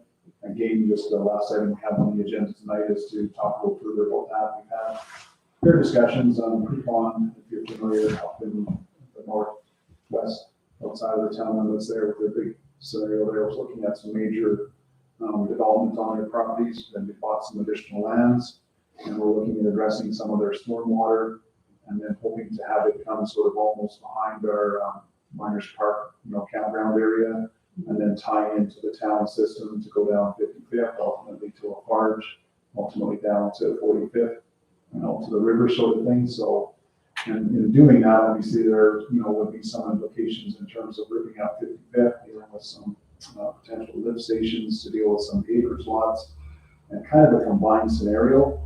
So again, we were looking at, working together with Cotaconda County, CP Rail, the town for future scenario in that sense. We did receive a grant under the Alberta Community Partnership Program, collaboration scenario in the tune of $200,000 to work on this study. And there's various phases of it that we're, had discussions on, and that's what we're working on right now. So that's the proposal that you'll see later tonight, to work on a bit of geotechnical and some overall storm management to start the process and move forward from there. So, and the engineering firm that's working on it was NPE. They've actually been working on behalf of pre-cons as well as for the town. So they're familiar with, all sides of the fence in terms of that. So again, that will be, forthcoming as we move there, and will be an item that, somewhat will be discussed with county administration moving forward, and ultimately through to the intermunicipal committee meeting with the county as we move forward with some of those meetings as well, as we go. So, bit of an update on that. Area structure plan number 8 there, as indicated, and maybe this wasn't mentioned a whole lot at the organization meeting, but we have looked at restructuring the municipal development plan to deal with the most recently annexed quarter section of land in town. And basically, we had put forward, we had the previous landowners we worked with, I guess we suggested to them that they were to come up with an area structure plan in order to be able to somewhat sell chunks of it as opposed to the whole thing. They didn't seem willing to wanting to put out the funds to that. So we had, at one point, council had talked about doing a high level area structure plan to help them kind of get this process going. In the meantime, the property has been sold. The new owners have come forward, and despite our look at trying to change the high-level area structure plan that we proposed, we had a public hearing and went through a bylaw process just prior to the change in council. And basically, they come forward and said, don't change your plan, we want it left as is. We want to work on an area structure plan and come forward to council for you, to present to you for discussion. So in this case, the new owners have hired a consultant. They've hired an engineering firm. They're willing to spend, upwards of a big 6-figure number to do an area structure plan and come forward to council for consideration. So that's where it's at right now. So as indicated, the town planner, development officer, and myself met with the individuals on behalf of the landowners to talk about next steps towards this. And obviously, once they have something, there'll be, again, more stuff coming to council to deal with. So just some of the things that you will have to look forward to in the future. It's a big one. So COVID-19 conference calls pretty much on a weekly basis. Interim Director of Emergency Management, Amanda Price, and myself, we're participating when we could, aside from other things that were going on. Just kind of an update on that weekly basis in terms of changes, answering some questions, and continuing. I have another one tomorrow as well scheduled, so I'm going to be regular with that. So, CEO quarterly meeting, attended a quarterly meeting of CEOs from municipalities from Lethbridge. Used to have these a long time ago, then they kind of discontinued, trying to revive them again just because of things and changes in CEOs and a good little, networking scenario just to work with each other. So, 2021 AUMA convention. So I guess in terms of that, a couple of things, I guess. In terms of the Munis 101, so I have mentioned that at the organizational meeting. So I did have registration for people to attend in Lethbridge. I got confirmation from Councillor Poultry, Councillor Florence, and Councillor Ackermans that they were good with going to the Lethbridge one on December 3rd and 4th. So I do have that. I canceled, or hope to cancel the other two for Mayor Montina and Deputy Mayor Caldwell. At this point, there probably will be a little penalty fee or whatever for doing that. I did check into Munis 101 at the AUMA convention, and unfortunately it's full, so there's no chance of getting in on that one. There also is the Reynoldsworth session on the Tuesday only. I'm not sure if that one has any availability or not. I'm not sure if you're interested in doing that one as well. That's over and above the registration that's been paid already. I think it's $375 to attend that. Goes into various things from the pecuniary interest provision to planning and development, code of conduct, and municipal corporations. Some of those things will be dealt with, I think, in a presentation on Monday to some degree, and obviously a little bit with the Munis 101 for those that will attend, that. As indicated as well, Orsk is looking at a planning session too in January. So I guess I'm just wondering whether there's interest, if there is room for anyone to go to that or not. Means obviously going up earlier, changing hotel, well, dealing with my hotels, et cetera, in terms of that, so that's one thing. Also have, I guess, in terms of the travel and that, usually I put together as much information as I can prior to, including their expense checks. So assuming, maybe depending on if we're all going up, say on Tuesday for the Wednesday session, then that's fine, we'll do the checks up accordingly for that. If it was that you're going up on Monday, then obviously that changes that. And again, assuming everybody's going on their own, if they're whatever times work for them, affects, the checks that we do up. And then, so I just need to know that, I guess. And then as well with the AUMA convention, our engineers have traditionally over the years invited us out to supper on one night. So the invitation has been put out there from MP in terms of whether they'd be interested in attending that again.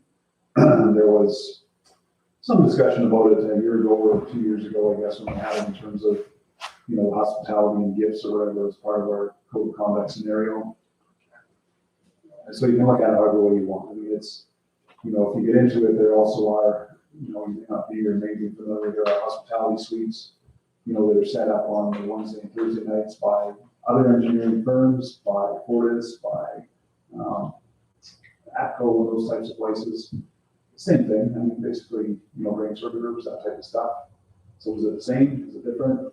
Is it bribery? Is it undue influence? Is it thanking you for your business for a year? However you want to look at it. I mean, traditionally we have done it, and it's just a nice night. You don't really talk business. You just have a good time and have supper, nice supper. Pay for somebody else, which is not a bad thing. But again, inflation is there. They just want to know. They do generally. I don't know if anybody's spouses are going with them as well. They have included spouses for that supper as well in the past. So again, just need numbers for them to book reservations if they're interested. So that as well.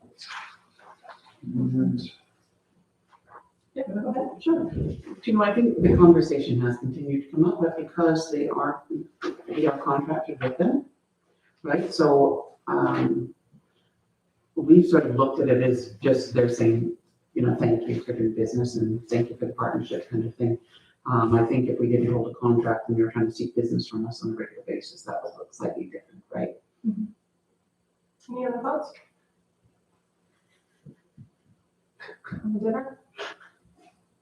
I'm just laughing because they need position behind the dinner. You need to find them. It's fun. I deal with them throughout the work. All the time, so they never bought me dinner for that.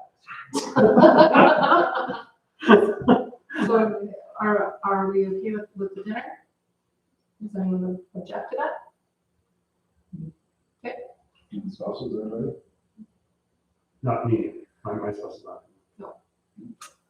And then in terms of the pre-session, I'm okay with not going to any of the pre-sessions. I would though, if any of you guys that are going to London Lethbridge, I would love to see any materials that you have. And maybe we can do some show and tell. You can tell me about some stuff in there. Can you see the meetings online too? They are, Yeah. they indicated they are looking at doing an online one into the new year, but yet they haven't finalized that yet. So at this point, no, but looking at I'll share my notes. Okay, sounds good. That's good. yeah, it is being done virtually if you're not attending. You may or whatever, you could register for that, but as far as online outside of that. So okay, so general consensus is then basically it'll be a Tuesday up. Leave it at that. So supper for MG is yes. I think that's all I need to know for the moment. I think this is Saturday back. Well, it's over at noon. Oh, so, okay. Friday. Unless it's a blizzard, you go ahead and mid-November, so. But the hotel as it stands now, I had it booked from Monday night to Friday night, so I'll just reduce it from Tuesday to Friday. And it's all, like I say, generally I put it on my card so you don't have to worry about it. I'll have it sort of arranged. So I give you your checks ahead of time, registration, all that sort of done, so. Try to make it as painless as possible. So. Thanks for taking care of us. Thank you. Just a quick question then. So that the dinner, is that usually on Tuesday night? Is that when they're proposing? Well, he suggested, today when I was talking to him, he was saying, what about Wednesday night? Because of my experience of being at these, I suggested Thursday, because generally Wednesday night has been the more hospitality suites. Okay. The funner ones. Thanks. Thanks. Tiffany called up and helped me out with that. Thanks for taking care of us like that. Kim. Yeah, 'cause usually Thursday, there's like Brownlee has them, and there's the city of Edmonton has one, but you pay for that one separately, you don't pay for that one free. So we never generally come to those ones, so you come here, sit in Edmonton. So that's why I generally tend to like the Thursday, just because it's so much less. Yeah, I just have I have a meeting that I'll need to do on Thursday night, or sorry, Tuesday night. So if it was Tuesday, that I wouldn't be there, but either way, however they do that, that's absolutely fine.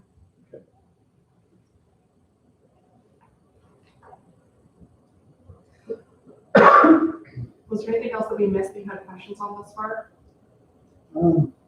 I think that we got them all. Yeah, I think in terms of the main, I think that's all, but there's something I guess we'll have to team up. All right. Keyword. So number 12 there, I guess Chinook Municipal Subdivision Development Appeal Board. Since our organization meeting, I received an email from Billy Preet expressing interest in sitting as member. He suggested MSDA. However, as indicated there, that appointment is filled, or MSDA is filled at this point. However, we do still have room for a member at large on the municipal subdivision. Yeah, the Chinook Municipal Subdivision Development Appeal Board. It does require a member at large. We did appoint Irene Hildebrand the last meeting as one member at large. Councilor Poultry was another one that was on it, but now it's a council member, so obviously there is a seat empty there. Further to that, just before we comment on that, I did receive some additional emails. So yeah, Mr. Preet also indicated Chinook Municipal Subdivision was also looking at perhaps the emergency advisory committee, or for some members at large on that. I did receive another one as recently as today from Chris Evans as well, saying possibly for the emergency advisory committee and the rec and culture committee as a member at large. So you may or may not want to deal with some of those tonight. At this point, regarding my report, I have sort of recommended really for the one. If you want to change that or go with someone else, or appoint some of those others, that's fine as well. So, 13 there, I guess the retirement of the council members mentioned briefly there with the work for previous mayor, Dennis Casey there at the start.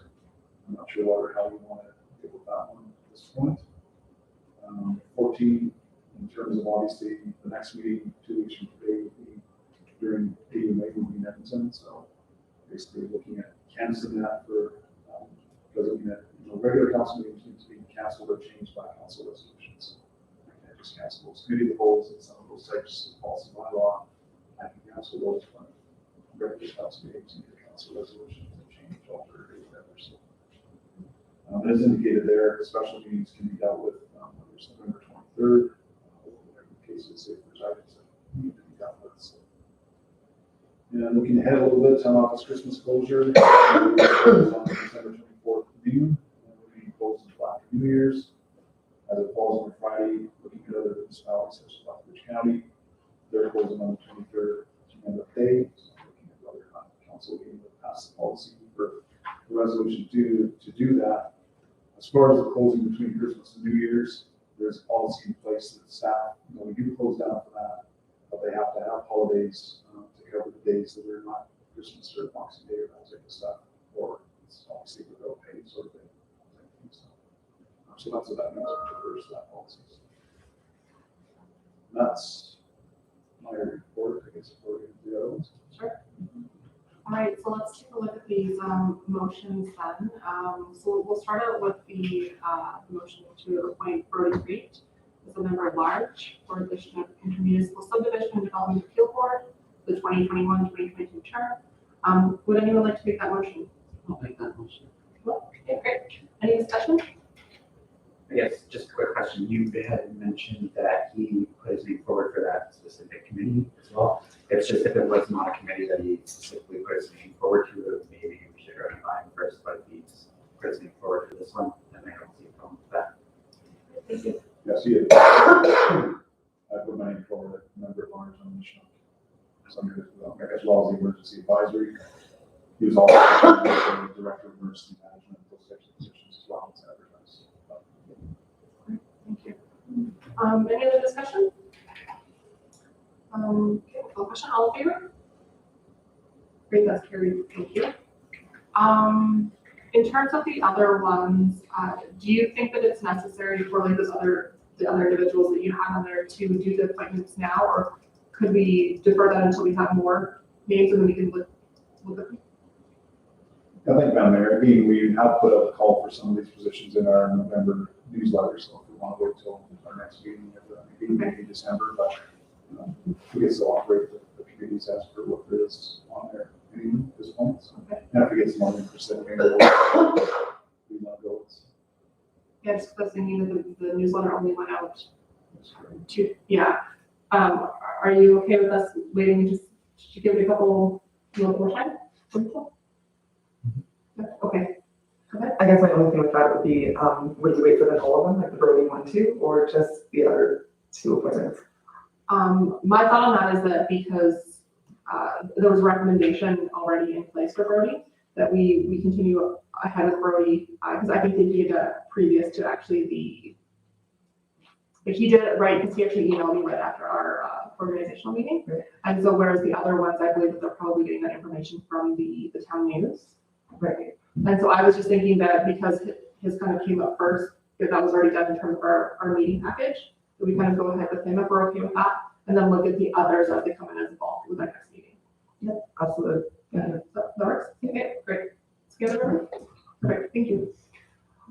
All right, so then we have our the next motion here. Would somebody like to make this motion that we cancel our November 16th regular meeting? Do that. You do that? Perfect. Councilor Ackerman, could you just read it out, just because we do have people sure. potentially watching? I move that the council of Town of Colehurst hereby cancel the November 16th, 2021 regular meeting. Great, thank you. Any discussion? Call question, all in favor? Great, that's carried, thank you. And then our next motion regarding the closure of the office. Would somebody like to make this motion? Okay. I move that the council of the town of Colehurst hereby authorizes the closure of the town office on December 23rd, 2021 at 4:30, subject to the provision of Christmas and New Year's closure policy number 99-01-22. Any questions? Does this one fall into the unpaid, I guess? Or town office, sorry. Yeah. Go ahead. Thank you, Madam Mayor. Yeah, basically what is, if they don't have enough holidays still to utilize, then it does fall into that scenario, so. Has that been a concern in the past? People have actually fallen into that? The only time is when we've hired somebody new and they haven't really been here long enough in terms of, and say, want to take a couple of days or a few days in the summer, but, kind of allow sort of start to get holidays almost right away. Then it's maybe been a problem. So in some cases they worked, a day or two. I know in particular our final officer in the past, I think even our CEO a year ago or a couple of years ago, same thing, fairly new. So worked a couple of days just for that basis. But for anybody else, they're aware that that's what it is. They're aware that that's what the policy is, and they're aware that that's what they have to hold on to have that. So. Great, thank you. Any other discussion? All right, call questions. Everyone please vote. All in favor? Great, that's carried, thank you. Okay, so let's move on to the Director of Operations report here. Thank you, Madam Mayor. So just the only other item that I didn't have any real recommendations was the retiring defeated council yes. members. Sorry. Now again, that's something that perhaps we could put to another night, like perhaps even the coming Tuesday next week, because we do have, Sure. I do have like a parliamentarian procedure on Tuesday night. We talked about social media as something to maybe talk about, I think, and perhaps we could throw that in on, and that's kind of the night. Maybe. I think that's a great option. Everybody's heard it? The one thing is, it's just that what we talked about earlier, just getting in touch with the previous year, just to make sure that it might work for him, if that is one thing from 170 to AMA. Right, yeah, I can touch base with the previous mayor in terms of his attendance of that award, which, I mean, we wouldn't be presenting him something at that anyway, it would be someplace else probably, because that's all their conference anyway, so. Great, so are we good to put this off till Tuesday? To have more of a discussion on, what we want to do for our retired and defeated council members? I guess, sorry, with the previous mayor, like Deb was saying, wasn't there some kind of question as to whether we would support his hotel or something? Supporting the previous mayor's hotel costs as part of that, so I think we need to discuss it a little bit, if we want to do that or not, before we. Sure. Hey, Madam Mayor, and at this point, probably not a lot of chance that I get him into the same hotel we're at in light of, I mean, generally it's one of the ones that's booked up very fast. Yeah, if I'm lucky that some other community maybe has room that I'm not aware of or something, and maybe that's in our case. But I mean, definitely, I can touch base and we can still talk about it and see what hotel rooms are. I guess worst case, we'll find a hotel room somewhere for him if he's willing to attend, I guess. Just a thought on that then, what if we consider then, like, I kind of like the idea of really looking at the recognition piece as a whole, but in terms of like this, with like him getting this award, like maybe at this meeting here, we say that, you know, like we will pay for his accommodations or whatever to go up if he chooses to. And then we can kind of look at the program, I guess, or whatever you want to call it, more as a whole on Tuesday to see what we want to do for people when they retire or they're defeated within their roles. Does that work? Would somebody like to make a motion that we? I'll make that motion, that we offer for accommodation. Yes. For the purposes of him going to receive this award, absolutely, yeah. Okay. Any discussion? Okay, go ahead. Hey, I'm the mayor. So we're talking hotel or about mileage or anything to that effect? I believe that we provide the hotel, right? Because at this point, it's just sort of you know, we're honoring that this is occurring. Mileage is usually for sort of staff, right? Yeah. I mean, that's just kind of my thought process. I mean, I don't know what other people think, but I think offering up a hotel and just asking if he's going so that we can be there and celebrate. Hey, Madam Mayor, so what I'll do is I'll maybe try and contact him and see if he is going. First of all, if he is, then I'll see what I can arrange for a hotel. And if he's not going, obviously then we have to be discussing others. We're going to be having our big volunteer and staff appreciation. It'll be a great opportunity to do some of that there as well. So we've got a minute, right? It would be nice to, I think, to like, if we could help enable him to go to this, though, at this point in time, to get that recognition and then to do our own type of thing, I think, would be kind of nice to do. Is there any further discussion on the motion? Okay, I'll call the question. Are you ready to vote? All in favor? Great, that's carried. Thank you. All right, we can move on now to the Director of Operations report. Thank you, Madam Mayor. So most of the information on this, I think, again, just trying to provide you with sort of some update as to where things are at. Obviously, some repairs done to the rink as stands, some asphalt repairs, reconstructing the ring gates, staining of the as well. So it does have a little bit better look and hopefully a little more functionality for moving forward, providing obviously weather this year cooperates at times. Obviously, as indicated, the road works presently underway, looking at being completed almost towards the end of this week in most cases. Other events in number 3 there, which they're working on, from fire hydrant flushing to park wash winterizing, food spraying, some removal equipment being worked on. A couple of leaf pickups that they're doing, the second one coming up on November 15th. Pathway construction, as indicated, is moving ahead well. Some conflicts with a few things in terms of that. Future wetland. Going there was some damage to potential culvert there with the trucks going in and out, so we're working on that as well. Also, we talked about, and council did, about a small family type rink in Imperial Meadows, so just kind of board, just a little 2x6 or 2x4, type thing, freezing there for hockey and things like that, but just a general family skate. So he has purchased the temporary 50 by 50 skating rink materials, and they'll be working on that for Frieza, and just some other items that they're working on there as well, so. That's great. I think that's really cool, the skating rink. I didn't know that was something that we were looking at. It's very cool. Good. That's good. What do we do with our leaves? All the leaves that were collected? Thank you, Mayor. Basically, if you put them in those brown bags that you can buy at, from hardware or wherever the case is, we do have some here. We do give out, I think, up to 5 for residents if they want to, for free, if they can come pick up. And then I believe they're placed in the back alley, is the ad that was in the town news, along the tree branches if they're cut to certain lengths and that type of stuff. So any flowers, branches, or leaves, if they're in those brown bags, and we haul them to the city dump, and it's at a lesser rate than going into the landfill. So, so that's similar to what city Lethbridge does. I was just, I guess, curious if save some money by selling them to a farmer, giving them to a farmer for their field. If we're looking into this, anyway. You got good ideas. I like it.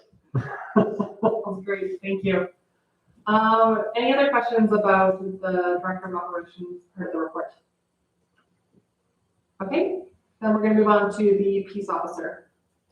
Thank you, Madam Mayor. So again, it's in your package there.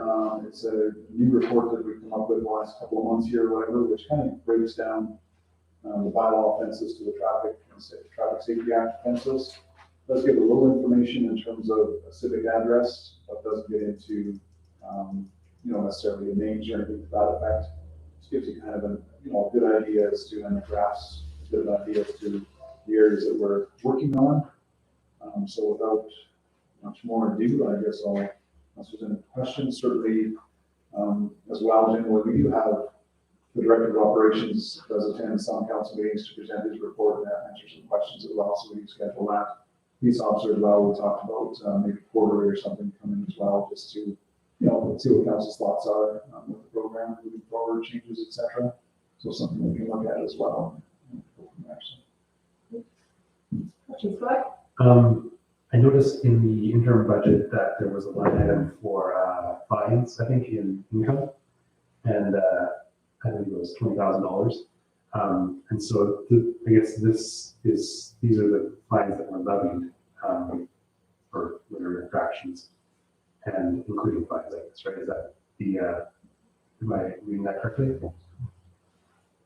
Yeah, thank you, Madam Mayor. Yeah, so it's kind of this is the first year, I guess, of having the ability to do the traffic safety offenses and having a peace officer as a staff member. Prior to that was bylaw, so we couldn't deal with that. So now that she has the Traffic Safety Act capabilities, we do receive the revenue from some of those fines. However, it doesn't come very fast. If people choose not to pay and it goes through the courts and it doesn't go till they renew their license and all that kind of stuff, it could be well into next year before we get it. So the $20,000 number that we put in there was a best guess as a possible thing. We're suspecting that if you look at, say a couple of fines per shift at, even $100 or $150, $200 times, X number. It could be a lot more money than that, but at this point, we're not sure. And again, it's how much enforcement this council, if you want to be the ticket capital of Southern Alberta, or if you want, enforcement that's somewhat within a degree. Again, I'm speaking that way because in a past life, the town next to where I was known as the ticket capital in Saskatchewan. You slowed down the minute you get anywhere near the outskirts of that town, just because it had a notoriety. And they raised a lot of money, but is that the right one either? So. Mm-hmm. Yeah, no, thanks for clarifying. Having grown up in Calgary, they were very similar. They were the cost recovery model, let's say. So I appreciate the approach, and I would definitely support not being the cost recovery capital. So that's why I asked the question. Thank you, Madam Mayor. And again, the discussions that we had with that whole program, they're, council, can somewhat, direct, I guess, that we would like some enforcement in terms of these areas, or maybe a little, concentration on speeding in the school zone or Second Street or whatever the case is. But at the same time, there's discretion on the part of the peace officer in terms of the situation and dealing with, and looking at, is this guy a regular repeat offender or a first time offender, or, is there unusual circumstances? And she's, talking about some of those where somebody was, sick, or somebody was different reasons, sort of thing. They were legit in terms of, okay, fine, we're speeding, but, so I mean, there is discretion, and that's talked about. But again, talking with council and working with council, that's where you can somewhat, say, hey, we'd like some of this looked at, or whatever you want to call it. So. I don't know if this is the appropriate time to bring this up, but there has been, as you mentioned, talking about focus areas. I remember during the campaign, there was people who suggested that we need off hours enforcement, right? Out of regular office hours. There you go, Stan. There. So, I'm wondering where to bring that up. How could we address that? Thank you, Madam Mayor. Again, it's an item that was mentioned with council in the past, when this program came into place. That even with the bylaw officer in the past, I did work with them and suggest that, the odd Saturday, maybe come in for 3 hours, maybe the odd day come in at 7 in the morning, the odd day come in a little later, stay till 7 or 8 at night, maybe even the odd day come in on a Sunday or something, afternoon or something like that. And again, somewhat had some opposition from council at the time in terms of how that would work, and that it didn't get into overtime.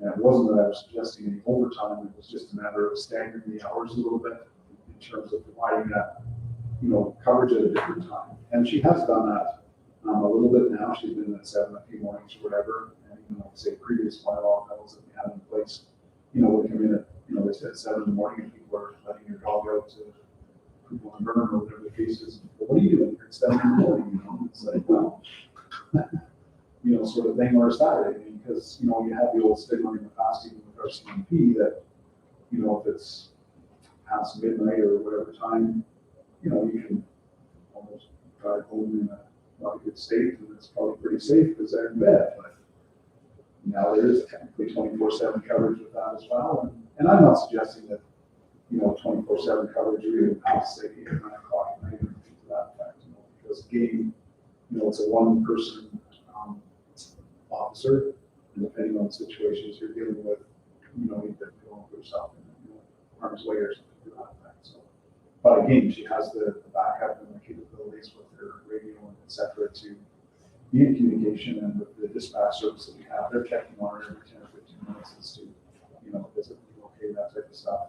We do have the body cam, we have the dash cam, working with the other police officers in the area as well. So it's a collaborative effort now. But again, is to answer your question, Councilor Poultry, I mean, again, council can suggest that they'd like to see a little more, a little less of that. Certainly discuss it with the police officer when she's at a meeting as to something to that effect. And certainly it is something that hiring of her was indicated that I would like that occasionally. That's how much occasionally is. I think that would be great to be able to have that further discussion. Just a question then, in terms of, I understand that, as council, we can kind of, make suggestions or whatever about what that coverage looks like. But in terms of her being she reports to you, that's correct, right? Do you not then have the ability to determine her work schedule based on what you feel is best? Thank you, Madam Mayor. Yes. Okay. That's why I say, at the time of hiring, whether it was her or previous bylaw officers or whatever, that always was a scenario, that always was utilized a little bit. But in recent times was somewhat looked at a little differently and somewhat maybe pulled back a little bit, but certainly, like I say, she still is doing it the odd time, and I still suggest it to her. I keep telling her once in a while to suggest it. I don't set her necessarily her work schedule. We do provide one-day service to the Village of Barons as well, with police officer services. And again, she picks the day in the week that she goes and does that, deals with. But certainly, if you want a little bit more staggered hours, a little bit less, certain areas that you'd like to see, that's where you can somewhat, give some direction to myself through the police officer or police officer directly. Attendance. Thank you. Because I know, sorry, I know there was like, some people were concerned that, well, we need it, on the weekends, in the middle of the night kind of thing, right? Just, that was kind of the voice I heard during the election. So I know that's way outside of 7 a.m. to 7 p.m. I don't know if that's been discussed with her or not, but anyway, I'm just saying because that's what I heard during the election. So. I have a question about the area. So on one of these, it's just like right outside the highway. Would there be a bay area outside town, or is it mostly just if there's like a runway off onto the highway? No, basically, we deal with in town. However, if she was to see someone speeding on the way to Barron's or, way to the city or whatever the case was, or something, of particular offense of behavior, she has the capability within certain roads within her appointment to deal with that. And I think that's to do with more the 2 or 3 digit roads, and maybe not having 3, but certainly some more secondary ones. So, and it's generally by being, sort of said, not to concentrate on that or worry about that so much, because obviously we're paying for this here, and Barron's is paying for their time. So it's only if something drastically in front of her or whatever the case was that she happened to come across. And so, that's what we communicated to her. So, and as far as like time wise, I mean, like I say, to get into, I don't know, beyond 10 o'clock, 10 to 3 in the morning or something like that, again, I'm not sure if that's, that's never really been communicated to like that staggered an hour, but that's something that have to be talked about and see if that is any kind of possibilities. Maybe just a suggestion that, like, I think that this is something that a lot of us have identified as an area that we had noticed from residents, like Jesse said during the campaign, that maybe we dig into this more in like a committee of whole or something like that, so we can better understand the program as a whole, and then start looking, at looking at different options or just kind of getting a better understanding. I think that I'm loving the conversation that we're having, and I'm noticing that it is 9:16 and we've got a significant chunk left, it looks like. And I think that it's really great, and I know that a lot of us are learning a lot of things as we're going along. And so that's what I'm suggesting at this point, if that makes sense, to kind of to do that type of thing, if that works for everybody. Okay, so we've got a motion here to accept the report as presented. Who would like to make this motion? Jesse, great, thank you. Any questions? All right, I'm gonna call a question. All in favor? Great, thank you. Okay, I know that you told me how to do this before, but I can't remember what to do. But considering that I don't know how long it'll take us to go through the rest of our agenda for this evening, is there anything on here that we kind of should pop up or should move around just to get it done to whatever we need done? Thank you, Mayor. I think we're not too bad. Most of the items in other business shouldn't take too long. Correspondence is just a quick zip through. Okay. The next item, just for your information, I'm not sure if you're aware of what that means. Basically what it is if you have attended FCSS or attended Community Futures or attended, some meetings, Southfield, those types of things, outside of whatever, this is your chance to report on those meetings a little bit that you've attended them. And if there's any other questions, similar to police officer hours could be brought up to say, hey, that's something we'd like to look at a future meeting. It's kind of each council member's chance to briefly talk about, maybe meetings they've been at that haven't been reported. Like the ones like Msda and the rec culture, the ones that are the town internal committees, you don't have to report those, and we won't show this on here because of the fact they're reported via this. So it's any of the ones outside, like say South Road to FCSS to Community Futures, and then any other questions that you may have or concerns that have been brought to your attention that you may want to bring to attention. Okay. So in this case, maybe not a whole lot of that has happened yet. There's not a lot of things that are taking place, but certainly that's what it's there for. So would you suggest that with what we have that we should be able to get through this in our 45 minutes-ish? I'm thinking so. Okay, all right, we're gonna keep going then. So for, just really quickly, for the council members' reports or questions, I know we haven't gone anywhere yet, or gone to any meetings, but is there anything that anyone would like to bring up during this time? Just a quick question, if there's topics that I want to learn more about, what would be the best way to bring them up? Is that through a council or committee of the whole meeting to kind of get information, or is that something where I can reach out to CAO directly on that, or just what's the best practice for finding more information? Thank you, Madam Mayor. Certainly reaching out to myself, but certainly here, I guess, would be an opportunity as well to say, could we have a presentation on whatever, and depending on what the nature of what information you're looking for, obviously we'll bring in whoever we need to bring in possibly to do that if necessary as well. Thank you. Any other questions? So other than, I guess, this is a section for asking questions for the reports. If we have something that we want to get added to the agenda for the next meeting, say, and we're not in a meeting, say just coming up for the week, how does that, what is the process on that? I guess that's my question. Send it to me. Okay.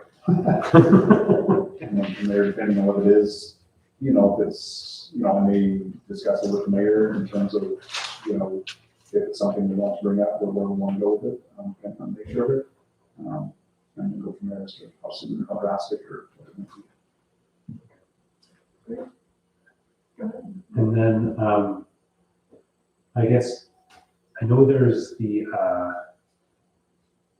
craft fair coming up, and I know the previous council did not implement the vaccine exemption program. I guess I mean I wasn't at that meeting, and I read the minutes, and it just says no, right? So I would like to understand a little more background as to why it was not a good idea at that time. Thank you, Madam Mayor. In simple terms, I guess, we looked at it from the perspective of it's not a manned facility. So it's not like the YWCA or Nicholas Sharon or NMAX or those types of places. So we felt we didn't have designated staff to be there for the events when they occurred. And ultimately in the COVID-19 updates and whatever that I've attended, obviously it's indicated, they've said that, even, if it is rented and, ultimately the responsibility because it's your facility falls on the owner of the facility, potentially. So, I mean, not to say that, and I've talked to the enforcement people with COVID and stuff like that, and they said it's not like they're looking to necessarily, ding fines and make a whole bunch of revenue on this. There may be, the groups that are using it, maybe, hey, you should have done this differently, and come and talk to the town and say, hey, did you realize these guys weren't following what rules you may or may not have outlined to them in that sense? So that was the main reason for it, that it just didn't feel that we had, the capabilities to oversee it, implement it, and still be responsible for it. And as a result, that was the biggest reason. I would appreciate the opportunity if we could, Mayor, to revisit that decision and take a look. But we suspect that this is going to be long-term, and so it might be worth just taking another look at how we might be able to implement that with what kind of parameters. Right? Thank you, Madam Mayor. And for what it's worth, for the trade fair, for instance, we have accommodated that.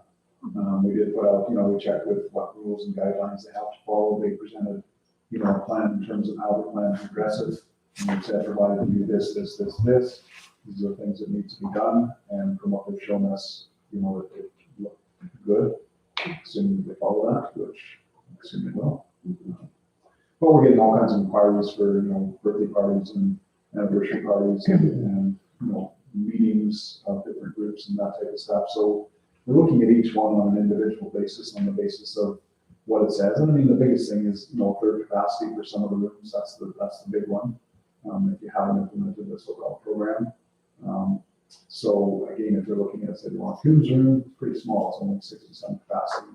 So 20-some people can be in there. It's the one third capacity. So a little difficult to rent it for too much. And but when it comes to the cost of the bigger hall, not necessarily the people want to rent it for 30 or 40 people either. So, so yeah, we are looking at any different options for whatever the indications are. We've had parties from like girl bags to brownies to some of the fitness scenarios, those types of things, a trade fair, obviously, so, or craft show, whatever. And yeah, we're looking at each case by case, and we're, seeing these updates on a regular basis as they change or don't change to allow a little bit more, so.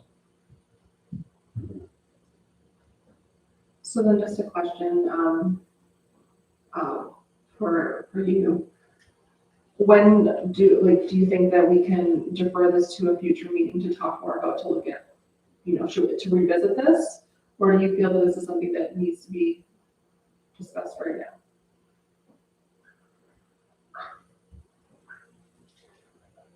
I don't know, I don't know if we can make a decision today, I guess, is the gist of it. I think it's too complex of an issue. There's too many details to work out that we can't make a decision right now. But I know our next meeting is not for a month, so that might be too long. It's kind of a tough situation, right? So because we might lift restrictions in a month, so maybe not, but. I wonder if you would be comfortable, if I make here, if we just sort of request that there's some information brought forward. I think there's a great information package on if you're applying for the restriction exemption. And if that information just comes forward so that we can have an informed conversation during the committee of the whole, so that we're sort of ready to make that decision at a council meeting, whether we determine at that point we would like to introduce it or not. I don't know, but just so that we can have the information to have the discussion. Yeah, and what kind of resources the staff would need to implement that, and how to access, right? And then I guess we do have the ability to do a call meeting if we need to make that decision, right? So. Great, go ahead. And yeah, for what it's worth, it is indicated, from committee of the wholes to, if necessary, a special meeting, call it. And so we could definitely bring it forward at some of these upcoming committee of the whole type things, as things change. Like I say, updates as soon as tomorrow again, I have another scenario, so it's a regular thing, so. Lovely. The update was, okay, we're good. Only, right? Wave the magic wand. Yeah. All right. Okay, is there any other, before we move on to correspondence, any other questions? Move on. Great, okay, let's move on to correspondence. So the first one is from Elwood, Maine. Thank you. Turn it over to you. Hey, thank you, Madam Mayor. So, generally how I deal with these is, I can either, basically just adopt them as is and ask any questions on each individual one. I don't read every one. I kind of summarize quickly, or in the past, we've talked about just saying, well, move correspondence and let's say anybody has any questions on any particular item. Sense of expediency regardless of the times. I like that. When it's there, it's information. I guess what I'll say, in terms of, even for council reading wise, the reason it's put in correspondence from my perspective is it's of a lesser nature, generally doesn't, from my, sort of scenario, require any motions or recommendations or anything to that effect. It's information that you should be aware of. For instance, your MSI allocation estimates coming forward or whatever. That's something you can really do about it in that sense. Main thank you, well, good. So like I say, that's how I generally kind of make the agenda up as you're going. That's why even the stuff at the back, as I said, after other business is considered not lesser importance, but to some degree not as pertinent because it's minutes from different committees that perhaps you guys would comment on as a result of your attendance on our behalf. Great. Okay. So shall we go with that motion? Scott? Sorry, can I just add a quick comment on this? Is there any way that you can give the feedback for the forums from Elwood, Maine to the people that put on the forums? I think that would be something good to relay to them as they're giving thanks for that, just to make sure it gets in the right hands. I don't know what the proper way of going about that would be, but that's something that I could do. And Madam Mayor, done. There we go. Awesome. I think that's great. Thank you. Okay, so would anyone like to make a motion? There we go. Anyone like to make a motion? Okay, I move that the correspondence presented in the meeting is hereby acknowledged and filed. great. Any questions? Discussion? I'd like to just pull out one quick item, and that is the change in our MSI funding. I think that that is really concerning for us. I know that we have some that's being held there. Do you have an idea, if I might, Madam Mayor, just to determine how much MSI funds we're holding for future projects right now? Even an approximate value? It's in excess of $1 million. So, I know I brought it up a couple times, but I'm really concerned as they're tightening this up and tightening up their belts, that we may lose that money if we don't use it. And just reading this and seeing that our MSI has been cut by, well, half, almost half. Just, can we look at some of the capital projects that we're taking a look at and see if we can just add a little more work to it, like get to move on it quickly, get that money out of there and into a project. Thank you, Madam Mayor, and that's why even in this year's budget, we did, as opposed to some transfer from reserves normally that we might have done, we have gone to MSI, and we have MSI a lot of stuff as much as possible on that basis. Mhm. And, but, moving forward as we do the interim budget, if we approve some different capital things that may be of a larger nature, which we don't necessarily have to do at this point, again, we can do the applications for some of those, if some of those things are looked at and kind of gone. I mean, experience in the past with governments, whether it's been basic municipal transportation grant monies to various other grants that have been in there that have been cut and lost and done whatever, they've never taken away those monies, in that sense. So generally been quite good. So, as you say, obviously they are cutting back on these a fair bit, but they are committed funds. So you would think that they almost would have to leave them in that sense. But we are trying to utilize those as opposed to reserves in future projects for sure. I'm going to quietly, respectfully, and politely state that this current government has done a lot of things that we haven't seen before. And so I feel just that I would feel much safer if we'd even applied for something or informed them that this is a project that we're looking at going forward before the end of this year. I know that that puts something on your plate, but even if we can advise them that we have sort of allocated these funds towards X, Y, Z project, so that they know that we have an intention of utilizing that funding, that we've tried to be cautious in our spending of it, and that that's not an act to be punitive towards, right? Any thoughts, questions? I guess my question is like, what would that be? Right? Because like in terms of what would we say that this money is going towards? Well, we have our solar project on the table that we're looking at, right? We can, if we sort of send a letter and state that this is a project we're moving towards, and it's our hope to be able to use the current MSI funds that we have in reserve towards this project, or, if we're looking at maybe putting a roof on our skating rink and using that as our solar project. I know we have a lot of capital projects in our books that we're moving towards, but. Thank you, Madam Mayor. And again, like I said, the solar project and a lot of those, there was a lot of MSI funded capital projects in your series budget, aside from some, minor, like say, NCAC fundings, perhaps. We did get some special monies for the walking trail project that was kind of due to COVID. As I said, it started at 330 and now it's 630 plus, so the other 300 plus coming from potentially MSI or potentially another grant that we applied for, which we haven't heard back from yet. So it was the backup.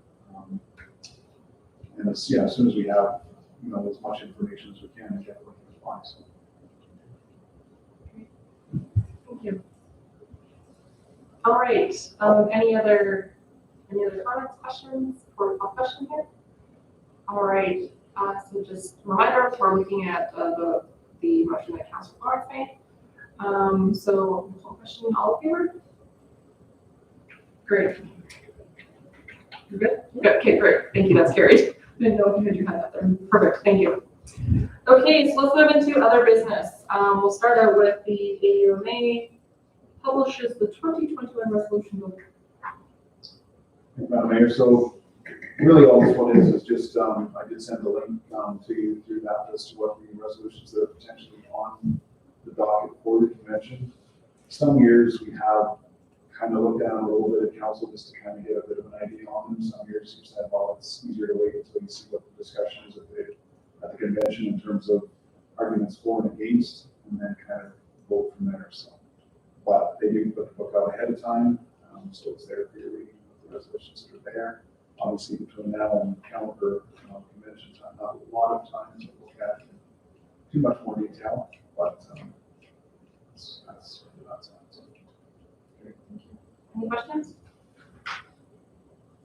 No. Okay. Let's move on to Amanda Price regarding resignation.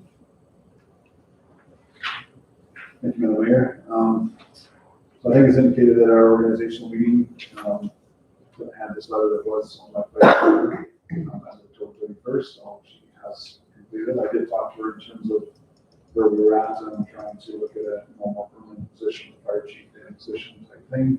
I understood just due to personal as well as other reasons, she thought that she could not carry on right now.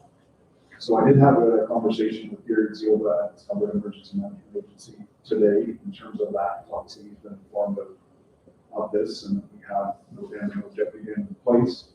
So he was saying, well, he said, stop. You know, but I mean, he said, you know, we're here to help you. He was going to, see what he could do. I said, we are trying to fill a position other ways. Like say we have approached the city in the past, pinch that may help us, pull the hell with the county, in a pinch, he said, possibly, might be a source. He also suggested, and that's why I'm here at the table tonight, sort of put out sort of the changes that occurred in 2019, 2020 in terms of the Emergency Management Act, and suggested that just for the sake of having on record, to have someone in the appointment as the interim, then even if they don't have all the credentials, etc. It's a contact for him if there is something to be able to contact. I'm suggesting maybe myself as that person for now, even though, obviously I don't have all the credentials sort of thing, but he said at least it's somebody that I can get a hold of, or not necessarily him, but if there's something in the Provincial Operations Center that requires getting a hold of the town, it's a contact to go on there. So he said, yeah, we want to discuss that. So I'm putting it out there if we wanted an interim basis to make a resolution to appoint me in that sense. It's a contact instead of be good just so it's not that. So, other than that, yeah, it's accepting the resignation. I guess we have no choice. If we refuse to accept this, will she stay? No, I mean, like I said, I did talk to her quite extensively and tried to suggest that we were putting out this other scenario, trying to suggest, and she's aware that obviously she was acting in interim capacity as well because Matt was our, Dan as well as our fire chief at the time. She just said, just due to, she said some personal scenarios that she talked about was just impossible at this point. She couldn't accommodate it. I guess with regret, I'll make that motion. Somebody has to. I know none of us want to. Can I ask that you read it out for anyone watching? Absolutely. Thank you. I will make the motion that the council of the town of Colpers hereby accept the resignation of Amanda Price from the position of interim director of emergency management effective October 31st, 2021. Great. Any discussion? All in favor? Great, that's carried. Thank you. Have we had any conversations with Colin, with our old DM? I haven't reached out to him at this point. I mean, in a backup scenario, I'm sure if the guy needs to talk to him, that we have a disaster happening, I don't see that he might not help him, but I can't say that for sure. I would just say, given all the changes, even just requesting that he step in for the moment until we can get somebody would be, I mean, I have utmost faith in our administration's ability to do so, but you only have so many hands and so much, you know. It's a contact, like I say, that's all you're suggesting, is a contact, if there is something that, you know, to have a contact of some sort. So you just Yeah. realize, you know, just say, well, maybe yourself, you know, that's. And like you say, we are working towards it, you know, he was going to reach out to, you know, a couple of people that he knows as well. And, you know, maybe talk to, you know, a couple himself, just to see what options we have, but. And like I say, hopefully we'll get someone as a result of our process here, at least for that capacity, if nothing else. So, go ahead.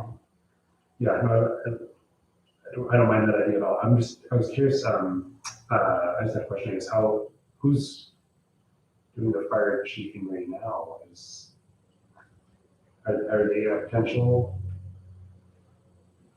Thank you, Madam Mayor. No, we have the deputy fire chief, was the deputy fire chief, is our interim fire chief right now. But I did talk to him as well and told him this, and he said, well, even with the fire department as it stands, he said there's a couple of guys that have the basic emergency management, but nothing towards BAM type credentials, including himself, so. Is that something we would support them in getting their certification on that? Is that? Oh, yeah, I mean, as far as like even Amanda, like, did take the BAM course and that type of stuff, and obviously the town paid for, you know, that sort of stuff, Collins, whatever training we had in the past, and moving forward with whatever position we look at filling to whatever capacity would be part of the scenario as well, so. Thanks for clarifying. I would like to make a motion that you are appointed the interims down, and that basically until we can either come up with a permanent person, or maybe if there's another contact, whether it's Colin or whoever it is that we're talking about, just to have someone in the interim. Is there any discussion? Just a quick question. Yes. Is there any way to just make that like a blanket statement, like the CAO would fill that role if there's nobody currently filling that role? Just for if this happens down the road, or we end up in a spot where there's nobody in that role, at least that way there'd be somebody that would be in contact with government. That's a great question. You hope that doesn't really happen, I guess, but, because the only thing Gary sort of said was unless there's in the so-called bylaw to establish the CAO position, there's something that prohibits that, which in some cases there's, you know, there is, but I didn't see anything in ours that suggested that, so.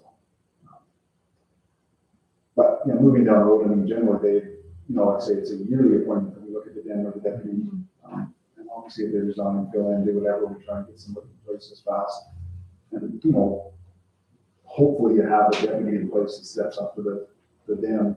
In this case, unfortunately, deputy was, well, Amanda was deputy when Matt was den, but, you know, we've been trying in the sense to have a couple of deputies, and that hasn't occurred, so I don't ideally be in the situation, so. Go ahead. Is the CAO also has a role in emergency management too, right? So it wouldn't be like super awesome long-term. No, I mean, well, I mean, there was discussion even in the past, is the fire chief being to them too, is that a good or is that a bad thing? At one point it was said to be bad, then I said, no, that's a good choice. So, I mean, well, there's different discussions on that too, so. Any other discussion? Would it just be possible to send her a thank you for her time? Yeah, you have to do that. You would probably already gonna do that. That's great, thank you, Jeff. Any other discussion? Right, ready to vote? All in favor? Great, that's carried, thank you. Okay, so let's move on to the Cinnamon Bun Family Fun Run. Yeah, thank you, Madam Mayor. So this, I was talking with, as indicated there, Kim Morak, in terms of that particular event, I guess. And in the past, it was kind of done jointly with the town through the rec department, in conjunction with obviously the high school, to somewhat raise some funds and have a place to start and finish that type of stuff. So obviously with COVID or whatever, we haven't done it. Some places have done it on a virtual basis. We have not. But she's just put a request forward here to, would we consider giving it over to the Friends of Coors High School Society to consider? And I said, well, writing a letter to that effect, probably will be referred to a committee to look at, probably the rec committee to consider. and then go from there. So, obviously, that's the motion that I have on the screen as well, is to that effect, unless there's a comment, and I didn't know, absolutely not, and sorry. Would anyone like to make this motion? Yeah. Great, can you read it out when you make it? I move that the council of the town of Colhurst hereby refer consideration of a proposal from the Friends of Colhurst High School Society in regards to the Cinnamon Bun Family Fun Run to the Recreation and Culture Committee. Thank you. Any discussion? I think that's a wonderful idea to move it and give it to Kim, as it's a wonderful partnership with the high school, right? I do have a question though, with it going to the Rec and Culture Committee, if it gets moved here and approved, then what would it do at the Rec and Culture Committee? Just like for my clarification. Like, Madam Mayor, so by going there, if they were to, they would have to make a recommendation to come back to council as to if they wanted to partner or give it away or partner with, or however they chose to do it, so. So they're not asking for a partnership with the Rec and Culture Committee though, they're just asking it to do it on their own. These guys are, so I guess that's where, I guess the Rec and Culture Committee would consider whether we're willing to turn it over to them or not. And if they're willing to turn it over, that recommendation would still come back to council to say that we turn it over to them for council for the, if they chose to do that. Seems Or, a little redundant to me. yeah, as well, it's just a matter of, like I say, any committee things, false file to whoever can only make recommendations to come back to council. So that's what this is doing too. I mean, to consider what they're proposing, do we like it, do we not? And then to bring it forward to council to accept what that committee decides. Okay. I can understand what you're saying. I think that, I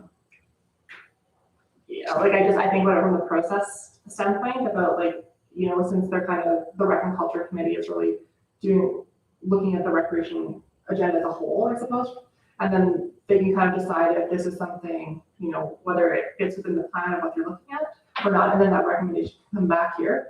And then at the end of the day, from my understanding, council has ultimate approval as to what happens with this. But I do think that it's very important that we loop those people in because they are part of that agenda, and to leave them out, I think would be kind of a misstep. Right, and no, I didn't need clarification on that, I just because it was not in, she wasn't talking about it in the letter at all, bringing it to the Rec Committee. That's why I do understand that they look at the Rec as a whole.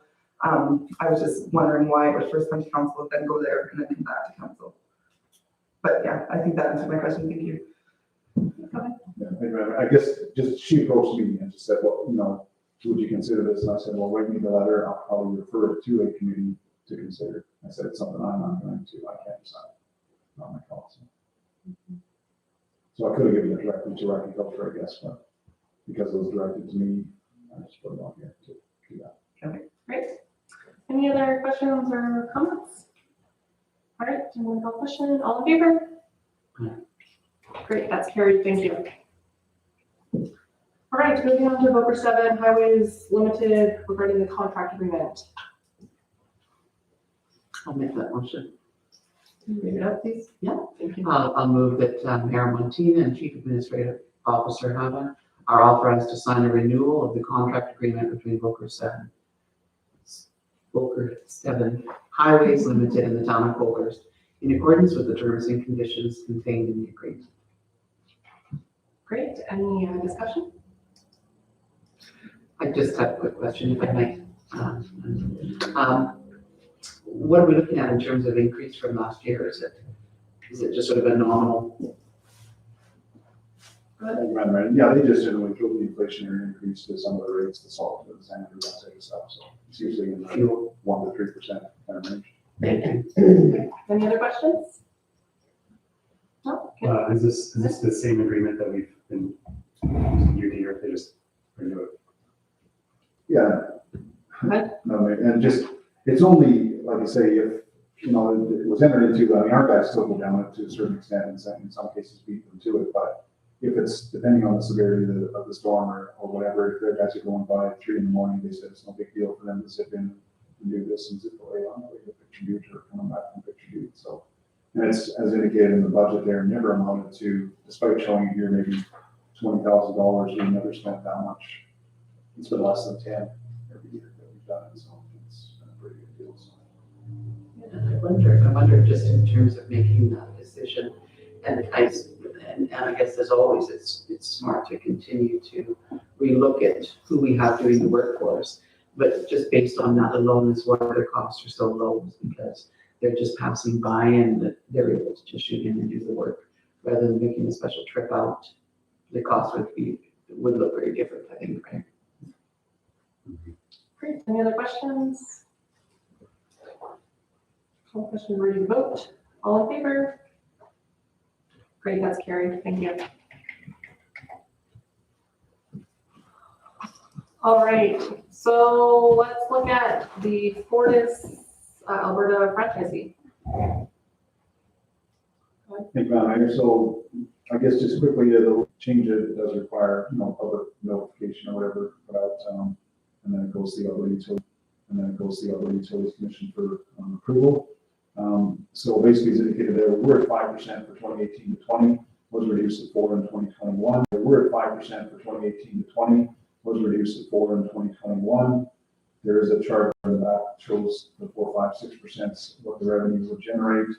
And because we've been at 5% and looking at other municipalities across the province, it is a revenue generator. Maybe it's, some people call it a hidden tax in a sense, but at the same time, it also does hit places that you don't get tax money from, and in some cases renters and that type of stuff as well. So, and like I say, if you look at what other municipalities are charging with it, we can go, as indicated in there, up to, I believe this one is 20%.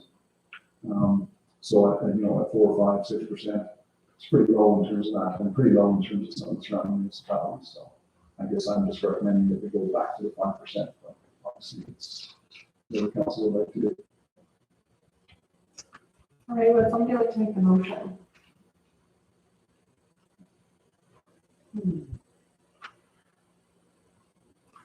I move that the council of the town clerks hereby inform Fortis Alberta that the electric distribution system franchise fee percentage for 2022 be increased to 5%. Has anything changed from last year to this year to kind of drive that increase, or the, I guess, potential increase from 4 to 5%, just to kind of get a little bit more of that?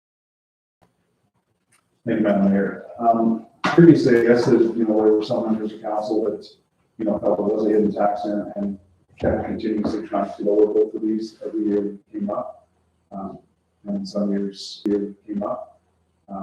And some years if they get approved too lower, and some years, instead of keep the same, the motion stay the same. So I'd say it has come down. I'm not sure if it's 6, 7, or 8% back in many years back, but like say some look at it as All right, if it's passed, it would be January 1st of the year, April 1st of the next time we take in, so we can get a point of April 1st. any other questions? Call the question, all in favor? Okay, opposed? Great, thank you. The motion is carried. Perfect, thank you. Okay, so let's move on here. What are we doing? Oh, we're gonna close the meeting. Okay. So I think that means we have to leave. We usually click around the floor. Okay. So it was nice meeting you. There we go. Bye. Yes. Someone like to make a motion to close the meeting. Thanks, then. Thank you. What do we do for the folks that are online? We'll shut things down. We have, right, we have recordings, we can't just shut our volume. Yeah. They can see us talking, they can be lip reading.